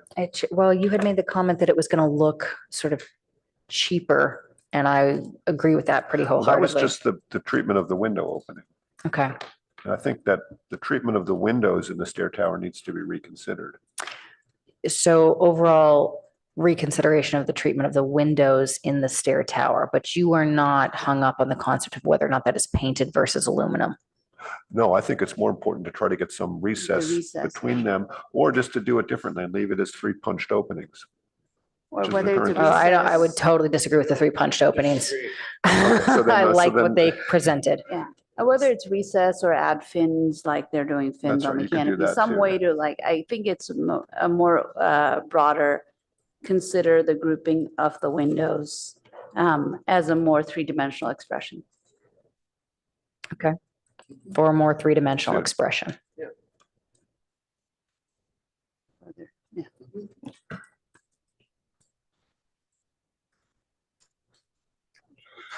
Sorry. No, you're good. And it would be recessing. Yeah. Okay, perfect. Yeah, there you go.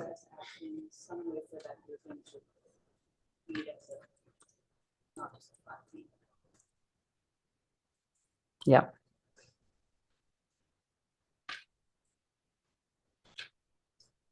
Am I the only person that really wanted that material to be the aluminum as well? It looks like I'm alone on that one. Well, Okay, I'll let it No, go. I'd love to see, I'd love to see it be aluminum, but the same principle as before. I don't want to prescribe what the architect should do. Okay, I think the idea of just a fin surrounding all the windows is also a good one, equally useful. okay. I'm not fussed then. And then lastly, evaluate whether the canopy needs struts at first and third floor. Support needed, it should be shown. It's really just to Great. provide a viable design for the canopies.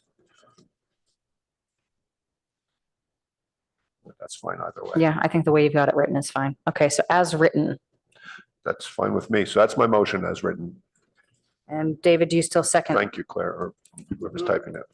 Okay, can we get a call for vote, please? Board Member Adcock, Yes. Board Member Balte, Yes? Board Member Hirsch, Yes. Vice Chair Chen, Yes. Chair Rosenberg, Yes. motion carries 5-0. Thank you to the applicant. And I'd like to take a moment and put the ad hoc committee together for this project. So this is one I'd be happy to volunteer for. So I'll put my own name down and I'd love to get someone else on here as well. Yep. Board Member Adcock. All right. Thank you very much. And at this point, we'd like to take a 5-minute break so we can refresh our coffee and we'll see you back here in about, it's 10:15 now, let's say about 10:20.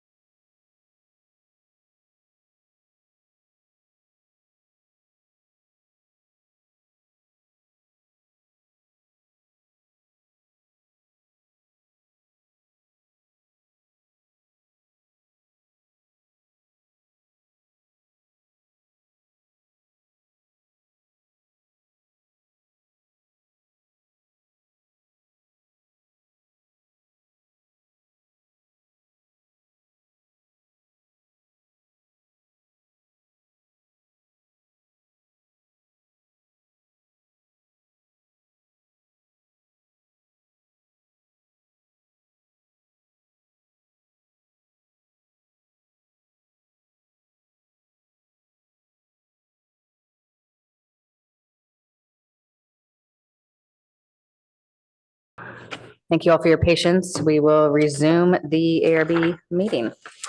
Moving on to action item number 3.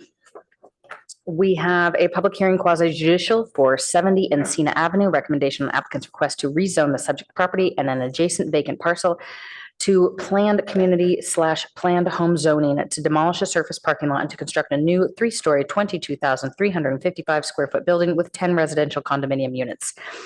This is something that we have seen previously, and we had been waiting on the CEQA.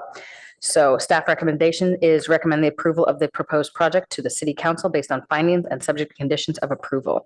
And with that, I will hand it over to to Emily. Please take it away. Hi, good morning. My name is Emily Callis. I am the project planner for the 70 Encina project.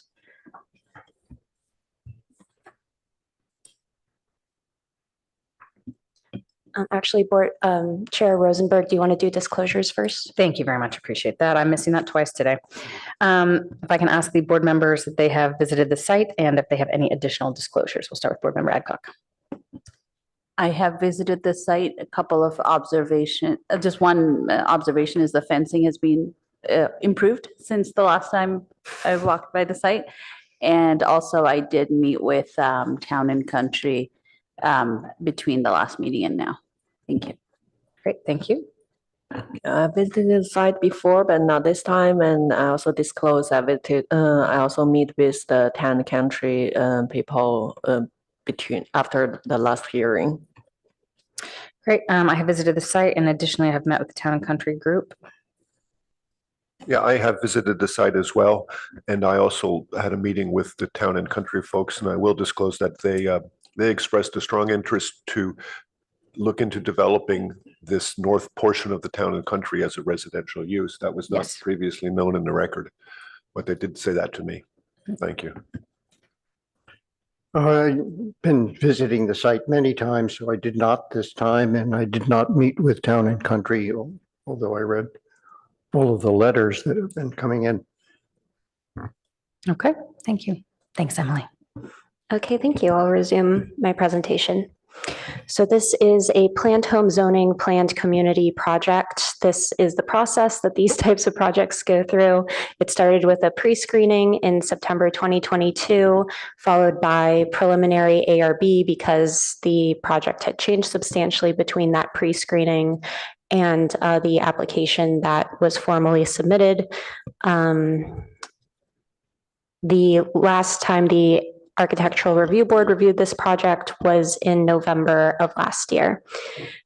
So today we are asking for the ARB recommendation, and this will be followed by a PTC recommendation, and then the decision is made by council.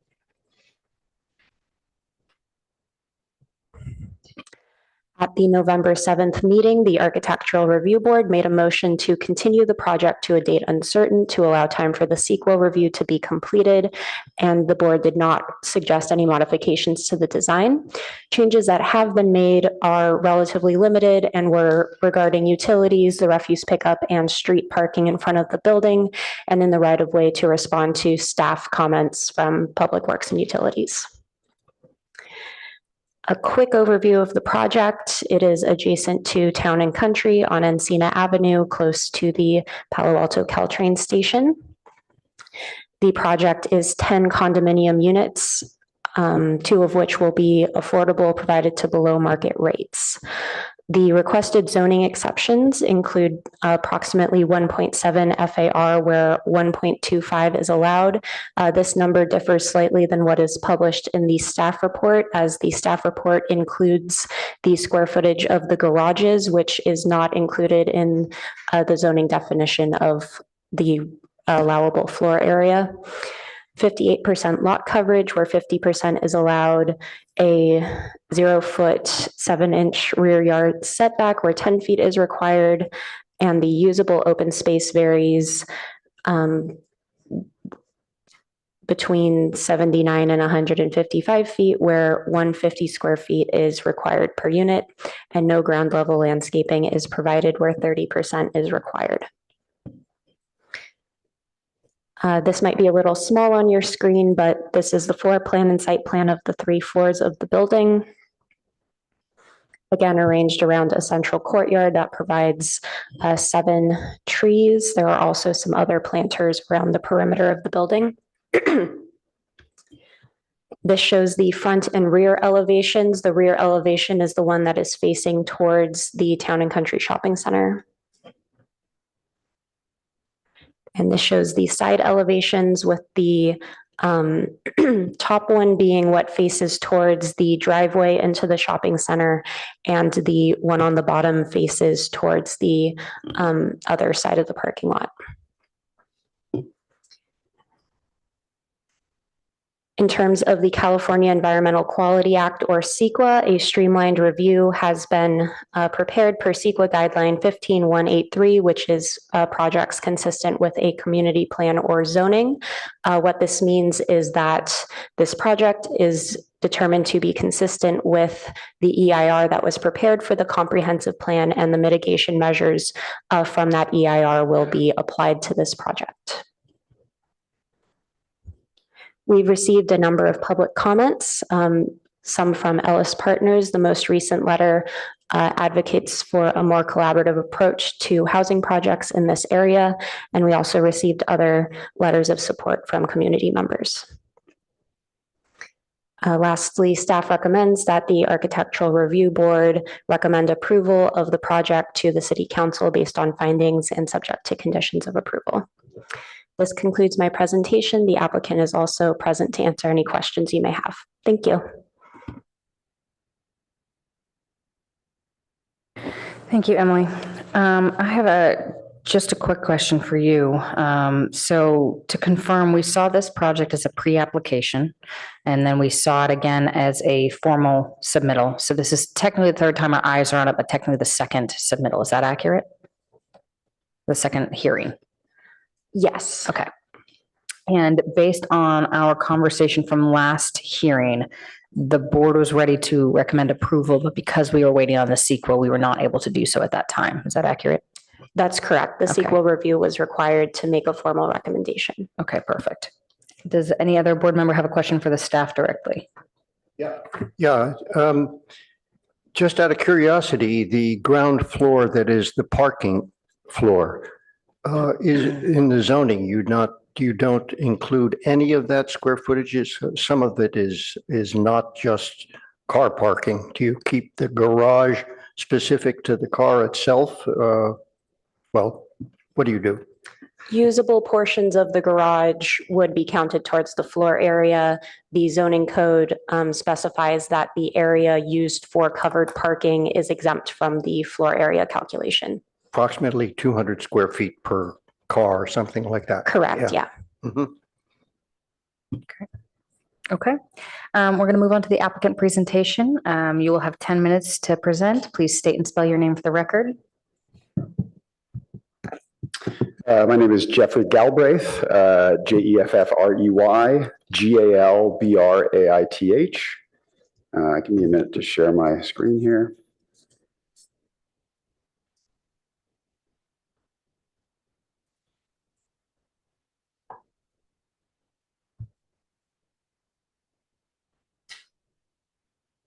Okay, Chair Rosenberg, members of the board, good to be back with you again. It's been a couple of months.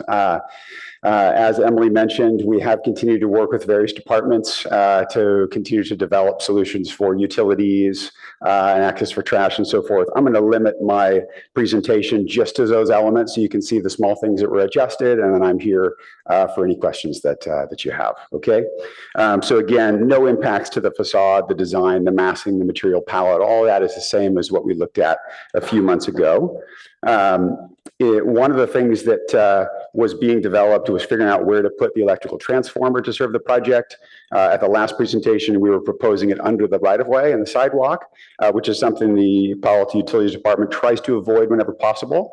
We worked farther with our electrical engineers, developing the loads for the project, and very closely with the electrical department, and found that we could service the project with new overhead transformers that would be pole mounted. So that eliminates the need to put anything below grade or above grade, right, in front of the project. And then secondly, we've been working with the waste department to make sure that we have adequate access for all the bins. And the two changes that are made is that the curb cut in front of the refuse room has been widened. And we've added an automated overhead roll-up door on the sidewall that just makes it easier to get to the bins in the back without having to remove first the bins right before them, so that each service can pick up right separately. Again, no changes to the floor plans, floor area, layout, or scope of the project. So we're glad to be back and excited to move forward and happy to answer your questions. Thank you very much. Before we ask the applicant questions, we will allow for public comment. So do we have any public speaker cards or is raised hands on Zoom? Yeah, I have two speaker cards. First is from Dean Rubinson. And Mr. Rubinson, if you could please state and spell your name for the record, you will have 3 minutes to speak.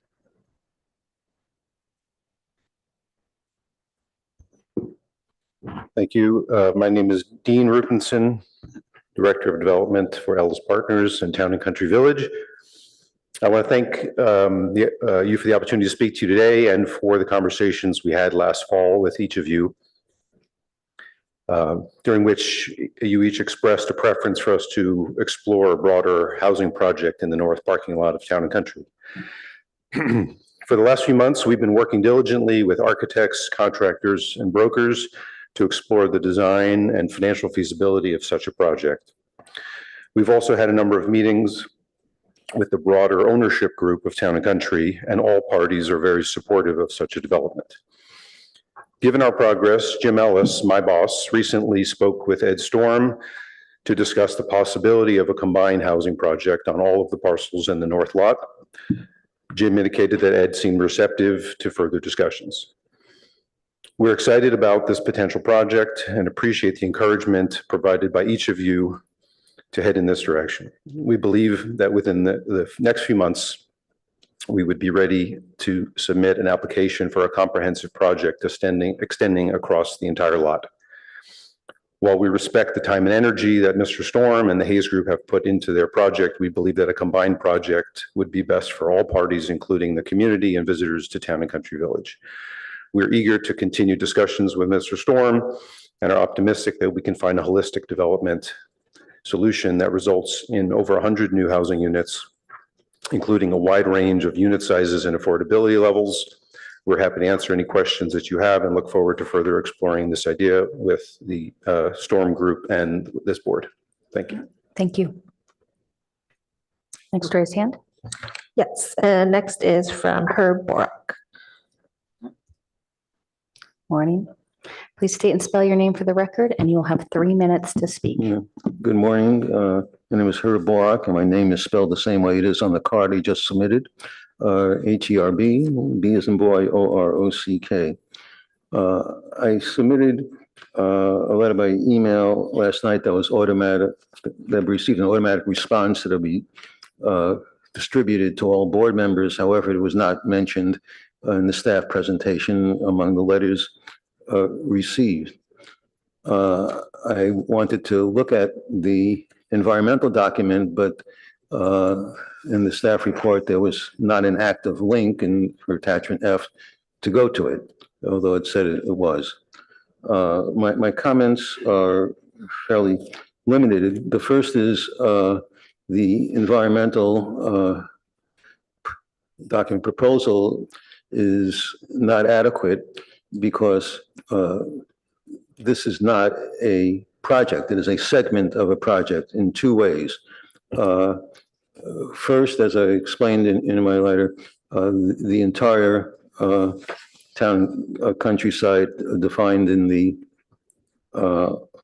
comprehensive plan that includes 70 Encina, what's now called 70 Encina, is one unit, and the closing off of those parking lots with the fencing and proposal required changes to Town and Country, the business parking lot.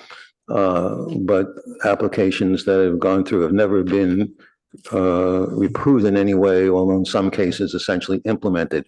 Those are all part of the same project, independent of the larger housing project that was just discussed. So you don't have an adequate environmental document before you, and therefore you can't act on the project. The plan home zoning, PHZ as it's so called, has never been adopted as part of the zoning code as required by law. So you don't have the fundamental thing to do the project, which is the language in the zoning code adopted via municipal code chapter 18.80. As the representative of Palo Alto Forward says in their letter to you, this is typical of the PHZ process that takes so long. And the reason it takes so long is because there is no underlying zone district called PHZ in the zoning code. And whether you make that part of the PC by amending the PC zone district, or whether you make it its own district, it has to go through the required public hearings and comment and an ordinance adopted amending the regulations as required in the municipal code. So for those two reasons, I think it's premature to take action on the project. And we are here because PHZ was added on a motion by Councilmember Burt to staff's original recommendation that it cover only El Camino and San Antonio Road, and specifically had it for this property. Thank you. Thank you. I'm going to ask staff if they can make some comment on that. Yeah, let me ask really quick. Is there any other public comments? No, just the two. Just those two. Perfect. Staff, would you mind speaking to that? Sorry to put you on the spot here.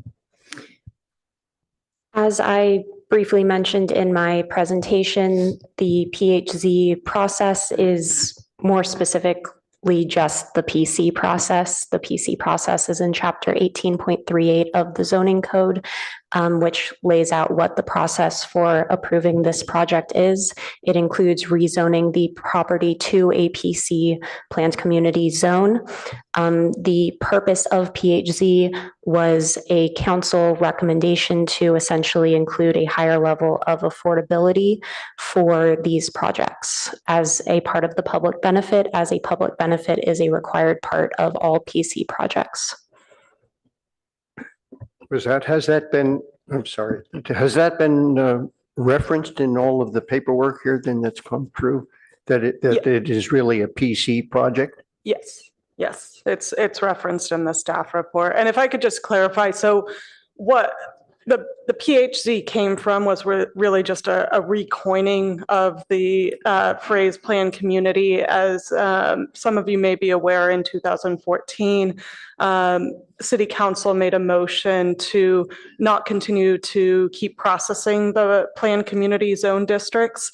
And in, I believe it was 2020, the council determined that, you know, this was a viable zone district that allowed for housing. And so in the city's efforts to add more housing, they indicated that they would start considering housing projects for planned community rezonings again. But they indicated in their direction to staff in order to give some developers some guidelines that, you know, if somebody was coming forward with a planned community rezoning for a housing development project, that their expectation was to have certain criteria be met in terms of additional affordability requirements. So they kind of recoined it as a planned home zoning, but the underlying zone district and process, as Emily mentioned, is planned community, which is still set forth in the code and was never rescinded from the code. So to just Thank be you. crystal clear, everything in this project is in compliance. The project is proposing to rezone through the planned community zone district. And so there are components of the project that don't meet the current underlying zoning, but the purpose of the planned community zone district is to have council and, you know, recommending boards and commissions help to create the guidelines and create the ordinance that sets forth the zoning. And in doing so, aligns the zoning in making their motion to approve the project. And, you know, in the offset of that is to provide the housing and particularly affordable housing as part of the project. But everything is set forth in a process in the code, if that's your question. And the process and the proposal are in alignment. Yes. Okay, thank you. I have an additional question. Go ahead. Is there a process? I mean, here is been presented with an alternative at this point, and it's a larger concept. So is there a process of, I'm not sure kind of what a planning process that has to take place for a significant development on this property? Is there a comprehensive plan that has to be created? I think that would be the terminology. Today, you're being asked to make a recommendation on the 10-unit project that is before you. There's no Understood, but- requirement for a comprehensive project that aligns with other developments. The project that's proposed has development rights under their existing parcel. They're not required to collaborate with adjacent property owners in order to develop their site. But they are asking for modifications to our standards to propose the project that they are proposing. So Does that it's a answer? little confusing to me because there is a zoning change here Mhm. for the property, but it doesn't involve the whole property, only involves this piece. This is not part of the same property. This is a separate. parcel. Oh, I understand that. but, Separate owners. Yeah. Separate owners, but isn't there some process that you would normally use a comprehensive plan of some sort for when a project like this within a larger area, including the shopping center, is presented? It's a commercial property, and so this is a major significant change. So this is a change. They are not required to have a coordinated area plan to develop a parcel. If there is a coordinated area plan that is adopted, they would have to align with that coordinated area plan, but development of a parcel and a rezoning doesn't require that they develop a coordinated area plan. There is a comprehensive plan for the city that they are aligning with. And so the CEQA analysis that we prepared shows how the project aligns with the comprehensive plan and the comprehensive plan environmental impact report that was prepared. We've had a copy of that? Yes, that's provided in your packet. The link does work. I think there was a reference to the link that is not available, but it's provided on the project website and the link was provided in the packet to that environmental analysis. If I could, I believe Board Member Hirsch is asking you, what would be the process if other properties adjacent to this wanted to develop in a similar manner? Would they also need to go through this converting the zoning to a PC type situation? And I know it's hypothetical and it's not about this project, but it is germane to our discussion today. So it would depend on what they wanted to develop, but based on what was mentioned, presumably it would require a similar rezoning for those properties. And it wouldn't require anything more than that, some sort of a larger scale planning effort. No, it wouldn't require. Is that what you were larger asking, scale. David? Yes, but you know, if this project were to go through and somebody came in with a larger project, as might happen here, it seems like a likely possibility, wouldn't there have to be a coordinated plan that involved all properties in this area?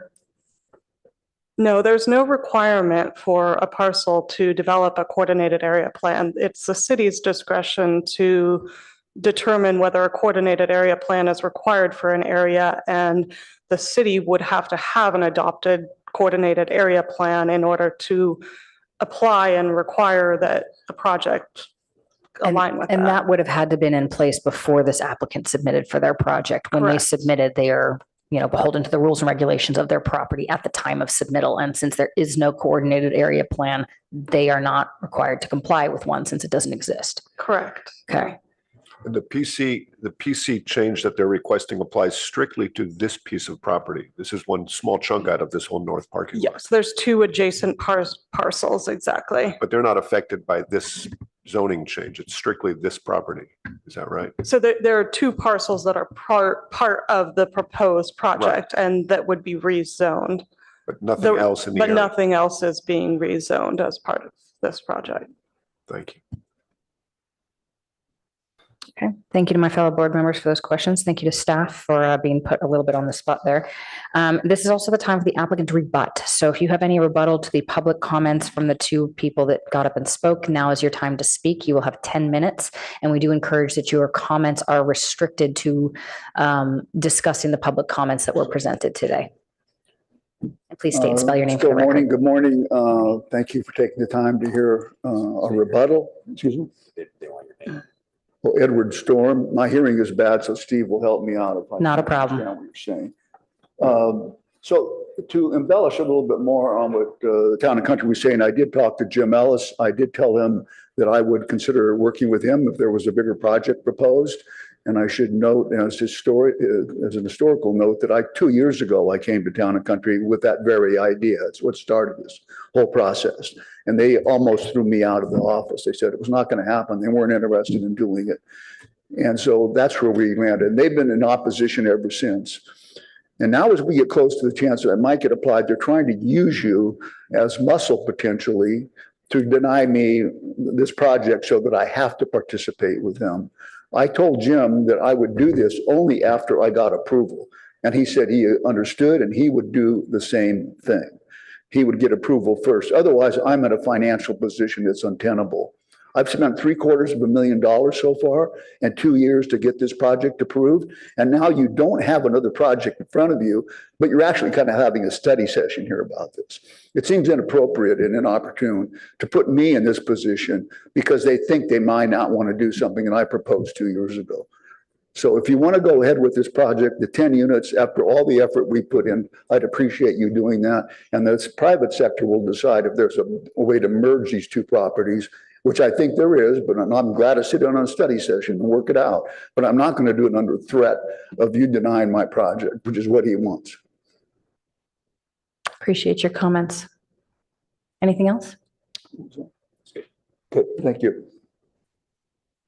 All right, thank you. At this time, we will close the applicant rebuttal, and we'll turn this over to the ARB for questions to the applicant or staff. So ARB. I might kick us off here. I think that it's pretty clear that we are being tasked with evaluating the project at hand. While we do understand and have had deep sympathies for Town and Country, these are two distinct properties. These are two distinct owners. These are two distinct potential projects. We don't have anything else on the board in front of us. We have this packet, this project, this PHZ proposal. It is our job as the ARB to review this. Now, as much as we love planned home areas and we like to have coordinated area plans, we don't have one in front of us. We have this project. At our previous discussion, I'd also like to remind our board that we were ready to approve. And the only reason we couldn't was because of the CEQA holdup. So I would just like to keep my fellow board members with that fresh in their minds as we engage in this discussion. And that is all I have for comments on this. Thank you. If I might, I'd like to rebut some of what you've said.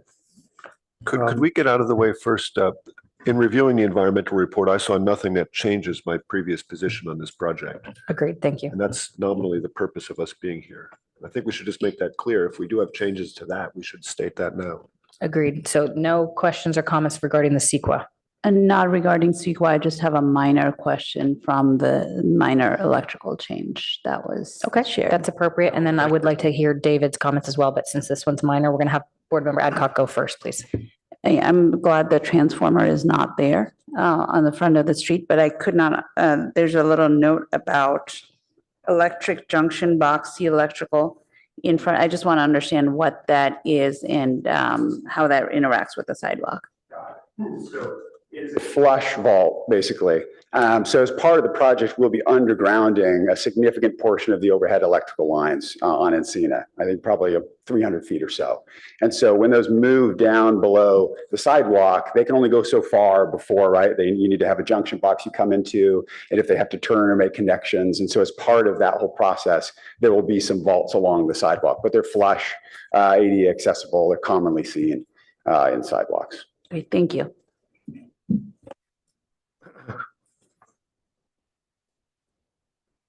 David, please go ahead. Thank you. First I want to just say I'm really sympathetic to Mr. Strong, isn't it? That's your name? Storm. Concerning the effort that's been put into this project by yourself and your architect. We've gone through several reviews on the project over a period of time, and I have really no significant question about that project itself, by itself, except for the fact that my opinion is, differing from this committee's meeting, that it's a very nice project, but it doesn't belong on this site. And my reasoning is that there ought to be, on projects that are over an acre's worth of total land in this city, in a situation where we have extreme housing issues that we need to deal with, that involve a hell of a lot more than 10 units. In fact, they involve 6,000 units of housing that we need to provide for the city.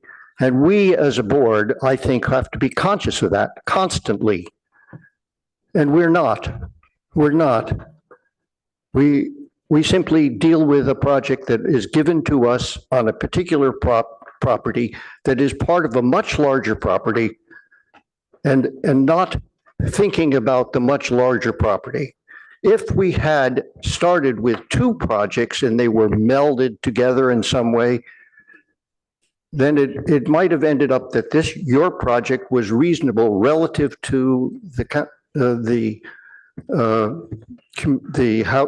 commercial center, relative to the scale of the commercial center, relative to the entry to the commercial center.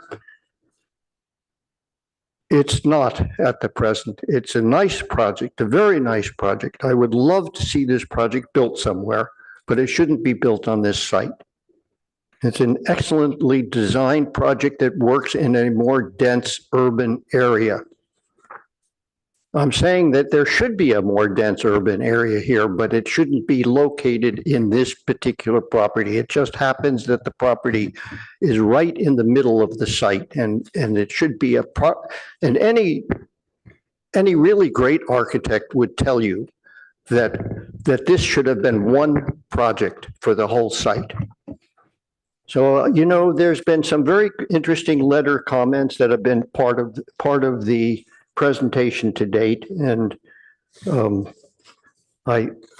very impressed with Randy Pop's letter for two specific areas that he's described: the enhance the desirability of living conditions immediately in the site, adjacent areas, and he describes it in his 1, 2, 3, 4th and 5th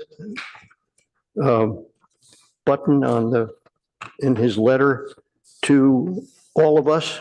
And I think that should be carefully read, which he mentions the fact that it should be a coordinated design for the whole property. And in terms of the aesthetics, whether he has issues, I'm not bothered by the way this project is as an aesthetic, except for the location of it.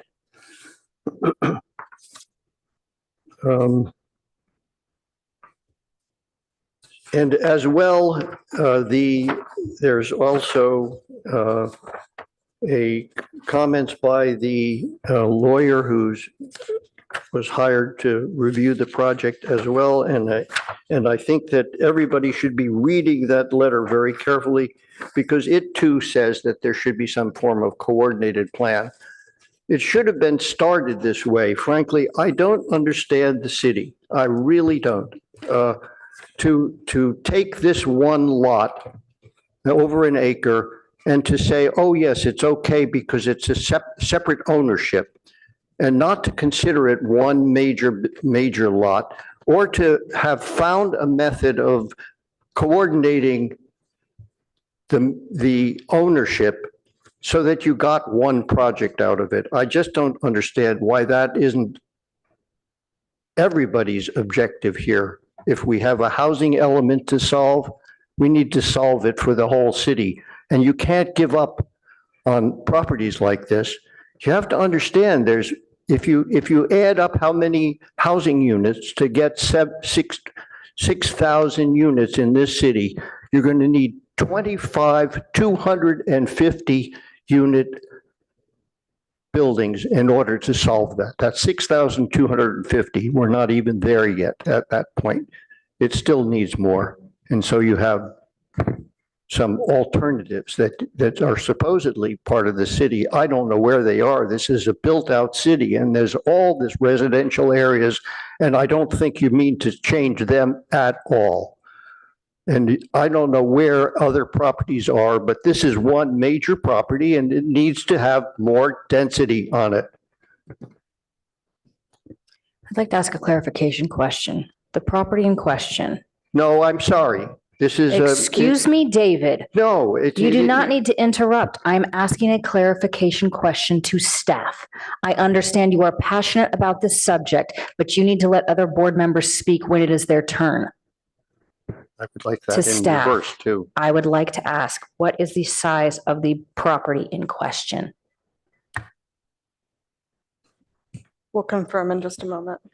On packet page 54, it lists the property as 100 feet by 121, resulting in 12,119 square feet. Is that accurate? Yes, that's correct. And what is stated on the cover sheet of Okay. the plan set. So now that I have that information, David, I would like to ask a question. You keep mentioning a property that is over an acre. Are you referring to the entire property of Town and Country parking lot plus this property, or are you referring to this property by itself? Yes, I'm referring to the entire property, Okay. both town and, excuse me, it's not Town and Country. So there's the Town and Country parking lot. It's their parking lot. They're Next to using it. it. They're leasing it. They don't own it. Correct. So the owners of the Town and Country parking lot are one parcel. The property in front of us is owned by a separate partner, and it's 12,000 square feet. So I'm liking to clarify. I want to make sure I'm understanding your comments. Your comments referring to an over acre parcel is including both this property and the public parking area behind Town and Absolutely, Country. the whole parking lot. Thank you. Appreciate that. May I also add a clarifying note that there are multiple parcels that front Encina, none of which are owned by Ellis Partners. Ellis Partners leases these, but there are multiple property owners along this frontage. Okay, so when we're discussing, again, like to clarify and make sure we all are on the same page with what we're talking about here. When we are discussing these parcels along Encina, the parcel at hand is the property at hand that we're discussing is technically two parcels to be combined, owned by one owner, correct? The rest of those parcels along Encina, which are currently used as Town and Country parking lot, are leased by Ellis Partners, but have multiple property owners. And so any development on those multiple properties that may be proposed is going to be a coordinated effort between multiple property owners. It's not one property owner? No. Sorry, hang I on. actually think I did look into it. It is possible all of the other lots are under one I owner, am but- seeing a hand in the back. Mr. Rubin, if you would mind jumping up to the podium. I know this is a little out of order, but I'd like to get a clarification question on this. I do think this is pertinent. Other than the 70 Encina parcels, we lease everything else in Town and Country, including the north lot, from a single entity.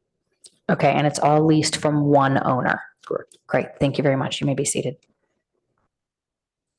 Okay, David, you may continue. Thank you.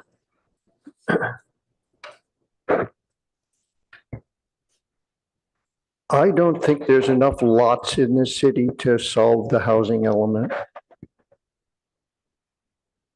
Therefore, I'm making this point. I don't, I don't think that the housing element is 100% accurate at this point. I think it has a zillion lots that are too small to really solve the problem. I think this question should go back to council. I think this property should go back to council, and they should really reconsider a possibility of a denser project for the whole lot. And I think that at the time that it goes back to council for that, they could have some schematics that show how the entry relationship to town and country would work within a larger scheme. Because although the project is only 3 stories high now, if you look at the perspective drawings that are shown in our packet, you really see the 3 stories rather evidently at that from parts of the shopping center itself. The location of the massing could be reduced at that location if you had a unified design for the whole lot. All of the lots, that is. You could have a scale of entry that more mirrored the shopping center itself, that had landscape, which I don't see on any drawing here, that was appropriate and in the character of the shopping center. Now, it may not be a historic structure, but it is a major piece of our community here. And I think it should be part of an overall plan. And I've stated it, I was the only one who objected to going ahead with this project the last time. Had nothing to do with the design of the specific project or the excellent work that's been done so far in the design of that project. I would love to see that project built somewhere. I just don't think it should be built on this lot at this time. If I may jump in on, I agree on the principle of, yes, if there was a coordinated area plan and this was part of that, that would have been fantastic. That's not the project in front of us, and it is not, maybe the city can have, the zoning level decisions on how a property gets used, and it does, right? And that's what the PhD is about. But what you're suggesting is almost like saying, say I want to renovate my house and add a 2nd story in a corner, and the city rejecting it, saying the next door neighbor has not renovated their house to add a 2nd story and therefore I can't. That's not how it works, right? And to hold this project hostage for the dream of the future project seems wrong.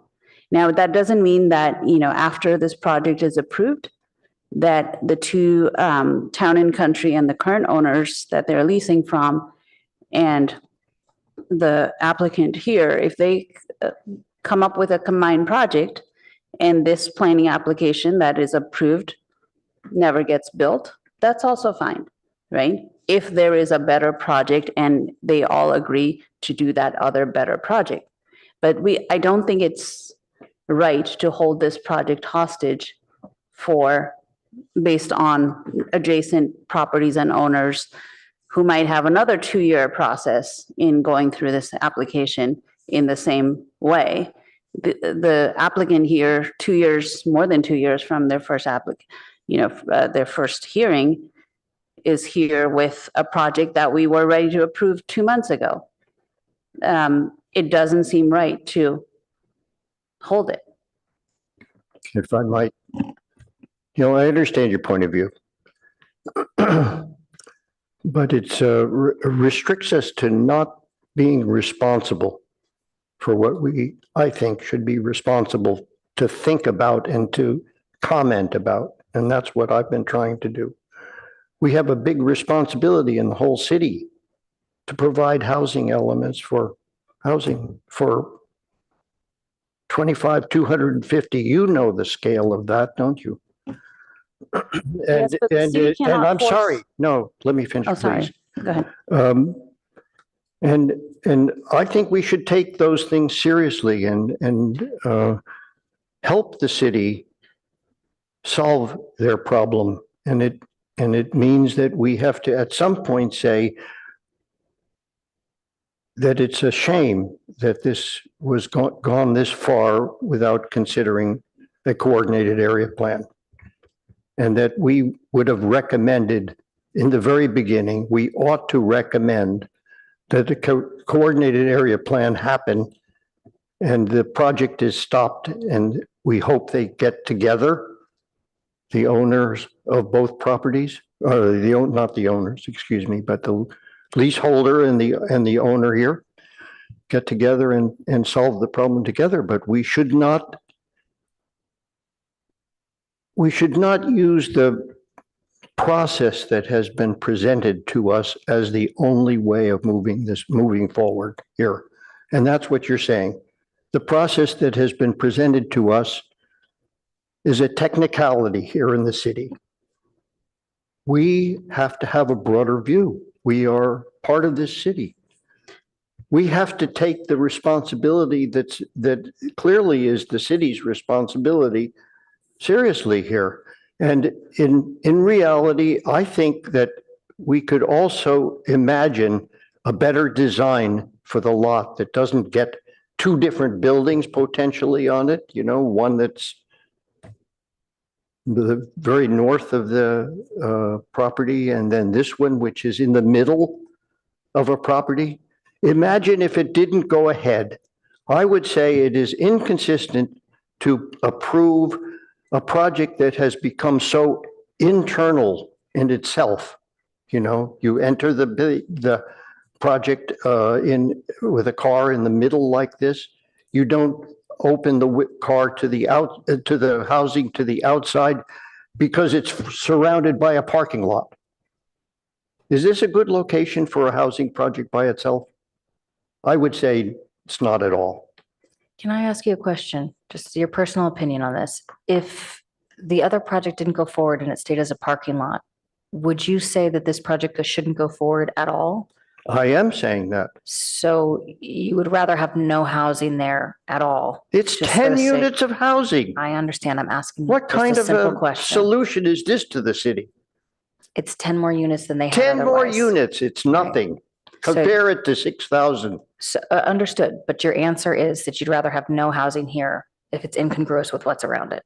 I think it's been presented to us that it's reasonable to have a project for the whole lot. Thank you.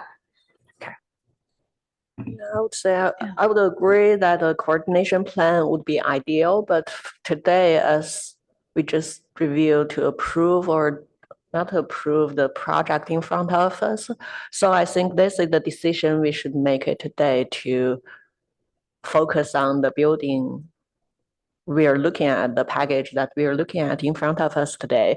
And I think the applicant already did whatever they could do for this specific site. I think they did a great job on site planning and the material choice. And also, since we heard that both of the parties already expressed that they wanted to collaborate and maybe things would change. But it doesn't, I think it's not fair for us to just postpone our decision on this specific project in front of us.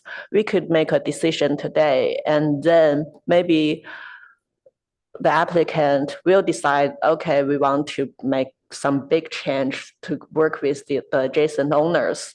And that could be a new application. And we will have another chance to review the new project. And it doesn't say that we approve today and then the next day they will start building it. It still takes time. So, and also for the collaboration, I think it also have different levels, like whether it is like the entire site with the adjacent site to be developed as a high density housing project, or it could be just like, since this project might have some parking or traffic pattern concerns, as we brought up before, maybe it's just the coordination, the collaboration work to solve the parking issues. If their neighbors doesn't want to continue with the housing project. But as today, I think we should not say we just want to hold until whether there is a collaboration work between the applicant with their neighbors. I think it's just not fair to them. And one other point to add, it is about, financial feasibility. Like the current applicant has been working on this for 2 years with their costs, and the sooner they can build this, they would actually have benefit to this property versus if the collaboration goes sideways, they have nothing, right? Whereas they continue to have expense on this project. It doesn't seem fair, and it doesn't seem to follow any ordinances or laws or what have you to say you cannot build this because your next door neighbor wants to build something else. That's just not how it works. So unless there was a coordinated area plan, there's nothing, from what I understand, that the city cannot stop this applicant on any legality.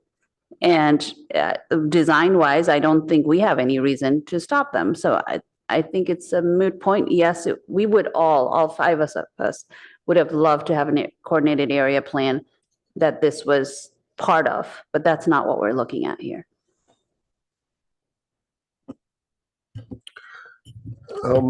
Yeah, I think I have an idea for us here.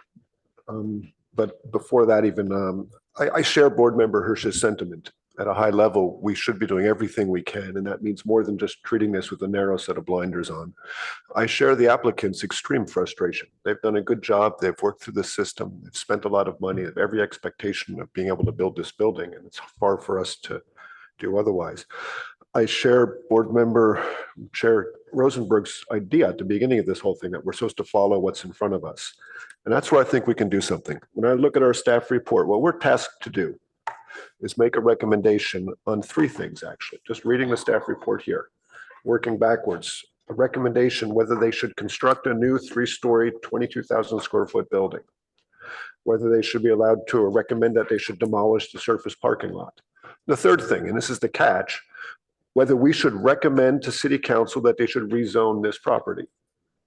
I think we should recommend to city council or to staff, whoever's going to be reviewing this, that yes, the building should be built. We recommend that it meets the required findings of the architectural review process, and that's recommended. We recommend that they demolish the surface parking lot, no problem.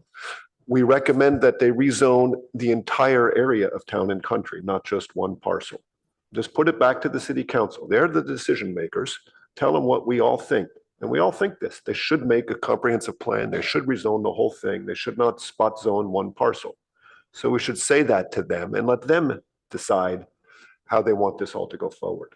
Basically giving them our architectural recommendation. The building is fine. Yes, it's fine to take out the parking lot. No, you can't just rezone one property in this neighborhood. You have to think of the whole thing. That's what board member Hirsch is saying. The city council wants to hear from us our opinion on that rezoning process. And I think that's the correct response to that, is this is inappropriate to rezone one property, rezone the whole thing. So you're saying it's either rezone all of them or rezone nothing? Our recommendation is that they consider rezoning all of them. And that's all we're doing is making a recommendation. The city council wants our professional opinion as architects. What should they do? I think everyone in this room would say they should do that. Why don't we tell them that? And then we've done our job. We've let the applicant go forward. We've told them that they need to do what everybody's trying to do. And how it plays out is, as the applicant said, really should be up to the private sector as they take these private parcels and work them through. The city should encourage that through zoning that makes it possible. If the city council were to say, yeah, let's rezone the whole thing right now so this can happen without 2 more years of process, wouldn't that be great? Then these guys may actually make it work. I totally am actually on board with that. I think that's a very interesting idea. My concern is that if there hasn't been an application to request that, could we, I mean, again, it's just a recommendation, right? There's no formal application, there's nothing like that, but just letting the city council know that, and if there's a way that we can allow for the team that is leasing the future, if we can make their job a little bit easier as they move forward as well, is that something that we would be able to accomplish in one fell swoop? Yeah. And give me just one moment, please. Go ahead. Yeah. So you can make that recommendation. When it comes before council, I think what realistically would happen is they would be asked to make a recommendation on the application before them. And then if they agreed, they would provide direction to staff to proactively explore rezoning the property. I think where it becomes a little bit difficult is, what would be the rezoning of that property? As a planned community, it's very specific to the site, and I don't know how the neighboring property owner would, if they would have any objections to that, if they would want specific things. So I think that it would be more, if the council was interested in it for the neighboring properties, they would be directing staff to explore that further. Okay, so on that note, I think even just this process here, we're seeing some of the complications that could arise for the applicant at hand, right? Is that there would be significant delays with these future projects and potential rezoning of the other things. We need to hear from the applicant for those other parcels, how they want to rezone theirs, all of that. So to David's sentiment, again, I want to be very clear, like I do agree with your sentiment. I really do. My difficulty is that I do feel that hostage is the right word. It's really, we're holding this applicant hostage with this potential and this dream of a future project. And just even hearing this comment, we make a recommendation, nothing further. And there's still this, and this that need to get checked off before any of that happens. So to require this applicant be beholden to someone else's, to Board Member Adcock's comment, I think that it would be similar to her analogy of a housing development right next door to another neighbor saying, well, they haven't rezoned. So to Peter, you're the one that sort of proposed this. While I wholeheartedly support it, I do think that I would say that the caution is that really, even with that, we need to maintain this applicant as its own sentiment and as its own piece. Well, the flaw in the analogy, all respect intended, is that doesn't involve rezoning the property, and this does. And rezoning is a significant thing. It takes the city council to decide we're going to change the way our city is developed. That's a city council level decision. We should let the council make it. Our architectural recommendation regarding the building should be clear. It should be approved. None of us have any doubt about the building itself. Well, there may be some that might come out of the future, but I'll admit we've gone pretty far. The architects have gone very far. It's in itself an excellent project, but relative to what might be the project on this whole lot, the whole lot might turn into a different kind of project at some point. To the chair, could we ask the applicant or the applicant's architect if they have anything? I'd like to hear his position. Yeah, Architect Case has a lot of experience in this matter as well. And I apologize. I have seen that the applicant and the site owner have, tried to approach a couple of times. We typically are closed at this point for public comment. However, this being a pretty unusual situation, I would ask that you would come up and say your final piece here. We'll give you a minute or two, but really let's try and summarize here. Great. Ken Hayes with Hayes Group Architects, KenHayes. I think Board Member Balte's comments are interesting, and that, rezoning the entire property as a PHZ at some point in time probably would make sense. I mean, if there's a bigger project and more housing to accomplish, but there's no guarantee that Ellis Partners would even attempt to do that. There's no guarantee that their lease from the lessor would even allow them to rezone the property. So not sure what kind of power they have there. But it also ends up, like Board Member Adcock said, is that our project gets held hostage. Wouldn't it, if you want to express an opinion to council, could you not just say, we've believed that the project meets the findings and the recommendation is, for the architecture, for the removal of the parking lot, but also for rezoning of this particular parcel to PHZ so that this can be sort of finished.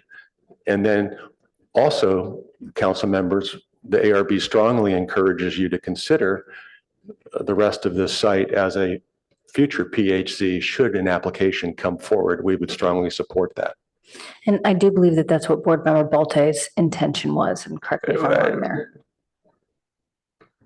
So appreciate. Oh, that is your intention? Because it sounded like you wanted to make a recommendation for 2 items in the staff report, but not specifically this site alone should be a PHC, but that it only gets your recommendation if the entire Town and Country site is a PHC, and we have no control over that. At the moment, I'm just trying to listen to everybody and see if we can broker some sort of compromise throughout. I'd like to get Board Member Hirsch on board with this. So I'm not quite sure where we'll land, but I think the answer lies in how we present a recommendation to City Council regarding the zoning issue. And I think what you're saying, Architect Hayes, is that you don't want to have this project held up by a partial recommendation on zoning. I hear that. Correct. Do you have an opinion on the broader sense of what this zoning would be like? Is that possible, do you think? I mean, you've been through so many of these I would projects, think it and would that's be what we're all possible. looking for. Correct. I mean, I would think that, I mean, the reason we went to Ellis Partners in the beginning is that when Storm Group came to us, you know, Mr. Storm was saying, hey, this whole site would be a great opportunity for housing. I control this one piece now. Let's put and we did. We put a plan together and it was presented to Ellis Partners, and we've seen what's happened for the last, it's been 3 years of constant resistance every step along the way from Ellis Partners. And so I'm not, I don't want to say that they're disingenuous, but it sort of looks like it could be that they get their way here today and we go away and nobody gets any housing and our project sort of falls apart. I think we need to have some certainty that we can go forward. So Ed's got a standpoint of, he's operating from a standpoint of strength in his negotiation, even with Ellis Partners, should they want to move forward with a bigger project. But yes, is this a great site for more housing? Absolutely. Board Member Hirsch and I have talked about that a number of times. But that's not what we have right now. But I do think it could all be rezoned for PHC. Thank you. Thank you. To the room as a whole, I would also just advise cautioning, berating one another or implying discontention where the other party may not be able to rebut. So appreciate the input, but we would like to retain respect and decorum in here. Among our ARB members and among the people in the board, or on the people in the gallery. Yeah, I can offer a rebuttal on behalf of Ellis Partners that they've explained to me, and I believe that they felt that it was crystal clear in the city comprehensive plan and land use designation for Town and Country that residential uses were not prohibited. Therefore, going into that exploration didn't make sense. Whether But that's they were disingenuous. prohibited, pardon me. Well, they were prohibited. It's turned out that it's possible. It's being allowed right now. Right, but their initial intent was You that they can't couldn't. blame them for having some hesitation, and especially in Palo Alto with a difficult process. There's some room for understanding on both sides of this. Ellis Partners has heard not only from the Storm Group, but from members of this board and from other people around that housing is something the city would like to see in this location. To bring it back to us, we should be recommending to council strongly that they should consider rezoning this entire parking lot area for residential use. Beyond that, the Planning Commission and council has to figure out how to do it. But they need to hear from us that that's our strong recommendation. Absolutely, but not tied to the approval of this project. I think that's the crux of the issue here, is whether or not this is combined or Board separated. Member Hirsch, if you were to make a motion that you could support, would there be something that would come close to this so we could get a unanimous vote? Yes, okay, so I would, but my hesitation is that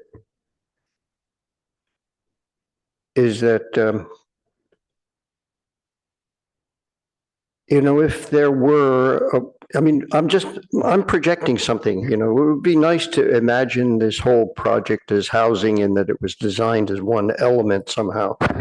But also, if we did that, that might be a different kind of a thing. It might look a little differently. It might scale down to the point of entry and enlarge towards the railroad tracks. And I think, Mr. Hayes, you would probably think that was a smart idea, to bulk up the site in a certain way.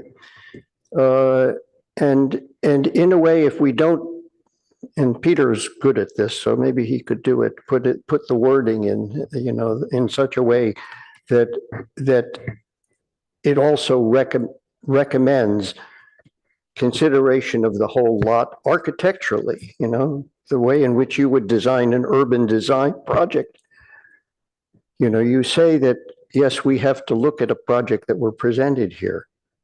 But if we were presented with two projects, where we looked at the massing and the entry to the shopping center and the solving of all of the parking issues, we would have a very completely different sort of thing here. And we should recognize that that's a real possibility for this, even though we agree that the project that's been presented to us seems to us to solve all of the problems for its own internal presentation, its own specific presentation, but that might not be enough in the end. So think about the wording. And they can always choose to not do this project if a better project with a workable timeline comes across, right? But we cannot not approve this project based on a project that doesn't even have a sheet of paper for an application. And back to the PHZ, because PCPHZ is so specific to the project being approved unless and I don't know if this is even feasible, for kind of like the housing element, for the city council to have a overlay zoning instead of PHZ to say this can be, or whatever, as a way to push it forward without a specific, 3-story, 10-unit, 50-unit as the PHZ definition, but as a overlay zoning to say this whole street from Encina, from the car wash to the bike lane at the back can all be, residential, mixed use, what have you. I'd just like to make a quick comment on that one. I think we're going to have to make the city's going to have to make a choice somewhere in here. Either you get a Willow project, a 20-story unit, as is already being presented in other areas of the city here, and solve the housing problem that way. So some lots are going to get that tall. They're going to be able to look over the waterfront and the mountains all at once from most of the units. And then what's going to happen with all the residential neighborhoods that are nearby? Or the city has to look more closely at, and I think that Peter stated it really well before, and I'd really like to see if it isn't possible to do it, to make that statement before, that it exactly the way you said it, that we recommend, that the entire lot be considered by the council as a unit. So I want to feel out a potential motion without actually making it, because I'm trying hard to get, well, look, David, when we speak united, we speak with a louder, stronger voice. Yes. You're going to have to compromise on your feelings about this design if we all agree to put in some language about the zoning. If we can agree as one voice, it's much better for the city council to hear that. Okay. So I suggest I'll make a motion that we recommend approval of demolishing the surface parking lot. We recommend approval of the construction of the new 3-story building. We recommend approval of the zoning change of this property and recommend approval of the rezoning of this property and recommend rezoning of the entire north parking lot area of the town and country area for residential use. So we're just adding in an and recommend rezoning of the entire north parking lot area for residential use. And I would add to that, and we believe a comprehensive plan of the entire property is appropriate as well. So recommend a rezoning of the north parking lot and review of the comprehensive plan. use of the entire Review of property. the entire properties you're talking about areas on both sides of the present project.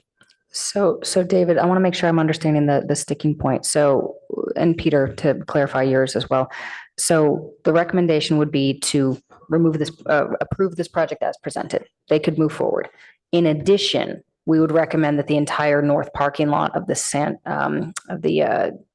Town and Country property be also sort of preemptively approved for a I just said PhD. rezone for residential use. Perfect, rezone for residential use. And then David, my question to you is, would your sticking point be that this one has to comply and sort of coordinate their efforts? Because I think to Peter's first point is he wants to let these guys move forward, right? So if that's going to be a sticking point for you, that's what I'm trying to understand, is if you're going to require that this project redesign based on what happens around it, or if it's going to be allowed to move forward as is. What's your Let's see if opinion? he's gonna come on. Yeah, that's what I'm trying to understand.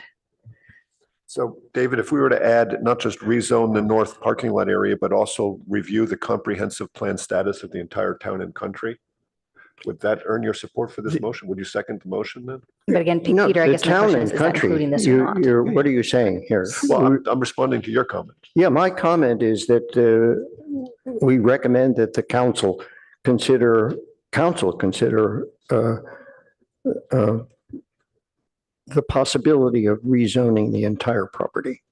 So not just the north parking lot, the entire Town and Country. No, not the town. Just the north parking lot. Just the parking lot Yes, that's what I'd like to add. for the parking lot. Okay, Yeah, so it will not be only the north parking, but also including the area to the south, right? The The entire south of parking. this particular Yeah, property, the yeah. south of this yeah, side. it's the whole stretch of land Right, along. mhm, yeah, the whole along the stretch. Encina. Yeah, I think that's what we're talking about. So Mhm. would you be willing to second that motion if we made it that way? Put it in words, let me see. So I move that we recommend approval of the demolition of the surface parking lot, recommend approval of the construction of the three-story building, recommend rezoning of the subject property, and recommend rezoning of the entire north parking lot area for residential use. Peter, let me ask you for clarification. You keep pulling out these three different segments.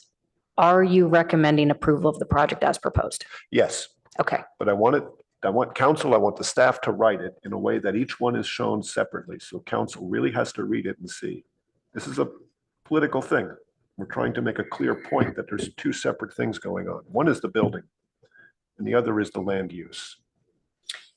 now again, as much as I do appreciate the intention of making sure that the surrounding areas are rezoned to residential and that it's an easier task for the Ellis Corporation, the Ellis Group, should they choose to move forward, I want to make it crystal clear that we as a board are approving this project and that this applicant, that this landowner can move forward with their project as proposed. Like I need to make sure that we're all on the same page here. And each one of those Right. words, we recommend approval of the rezoning of this property as presented. And then what happens around it should be additionally also residential, which would be our recommendation, but it is detached from whatever these guys choose But to do. Kendra, let me If- just keep it simple. We recommend approval of the rezoning of this project as presented and recommend rezoning of the entire north parking area for residential use. Just Correct. leave it that way. What, I agree with that. The reason I'm trying to make sure that we have clarification is I want to make sure that it is understood that this client and this applicant is not beholden to what is done with the other property owners and the other parcel owners. It's great that that's going to be developed as well. Would I love to see it all coordinated in one beautiful little plan? Yes. But I want to make sure it's crystal clear. These guys get to go forward, period. And then in addition to that, we also strongly feel that the rest of this area should also be developed with housing and hopefully in a coordinated effort in some capacity, right? But no, again, that's, we can't hold these to guys me, up. that's not acceptable. And that's exactly my point, is that I'm trying And to I make sure hope this is the other crystal clear board because I members don't are think David's hearing on how that's agreement. being presented, because I think that it should be strongly recommended to the council from whatever we write up here, that they have a pause at this point. I think that, This is why I'm trying to make sure we're clear. yes, You know, that's not part of my motion, David. I'm I sorry. understand My motion that's is not. that we I add an disagree with that. additional thing, and I'm trying to earn your yes, support with that. no, you're not earning my support yet because it. Okay, well, look, my motion stands. Okay, That's what well- my motion is. I need a second and we can have a vote. Knowing that this would allow the applicant to move forward with the project as proposed, I second the motion. And unfortunately, I just don't Can think we, we're can going we to get write up what I unanimous here. just motioned? So let's see. Yep, she's got it on the board. Recommend approval.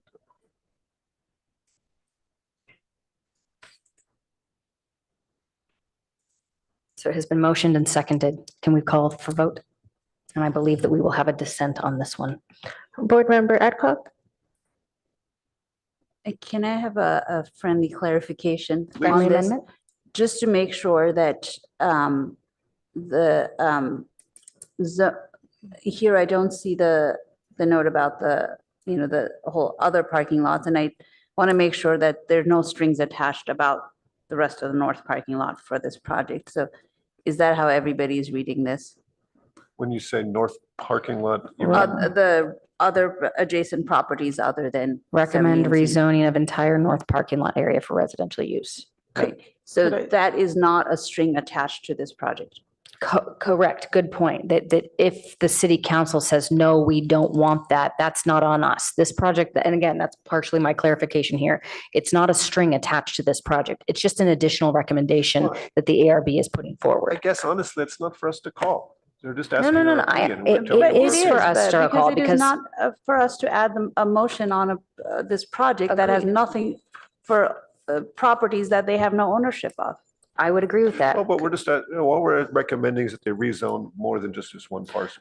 Agreed. The clarification we're trying to make sure is that that project's approval is not contingent on the rest of the rezone. Exactly. If city council comes back and says, we're not going to rezone, this project doesn't suddenly get denied. So That's the goal. this is a recommendation to council. Council will have the choice to use any portion of your recommendation in their decision.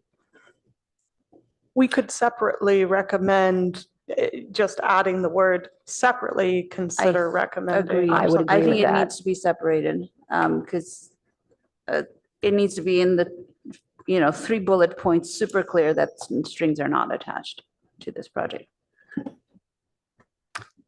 Well, I like what Claire was getting at there. She was saying separately, there should be an approval.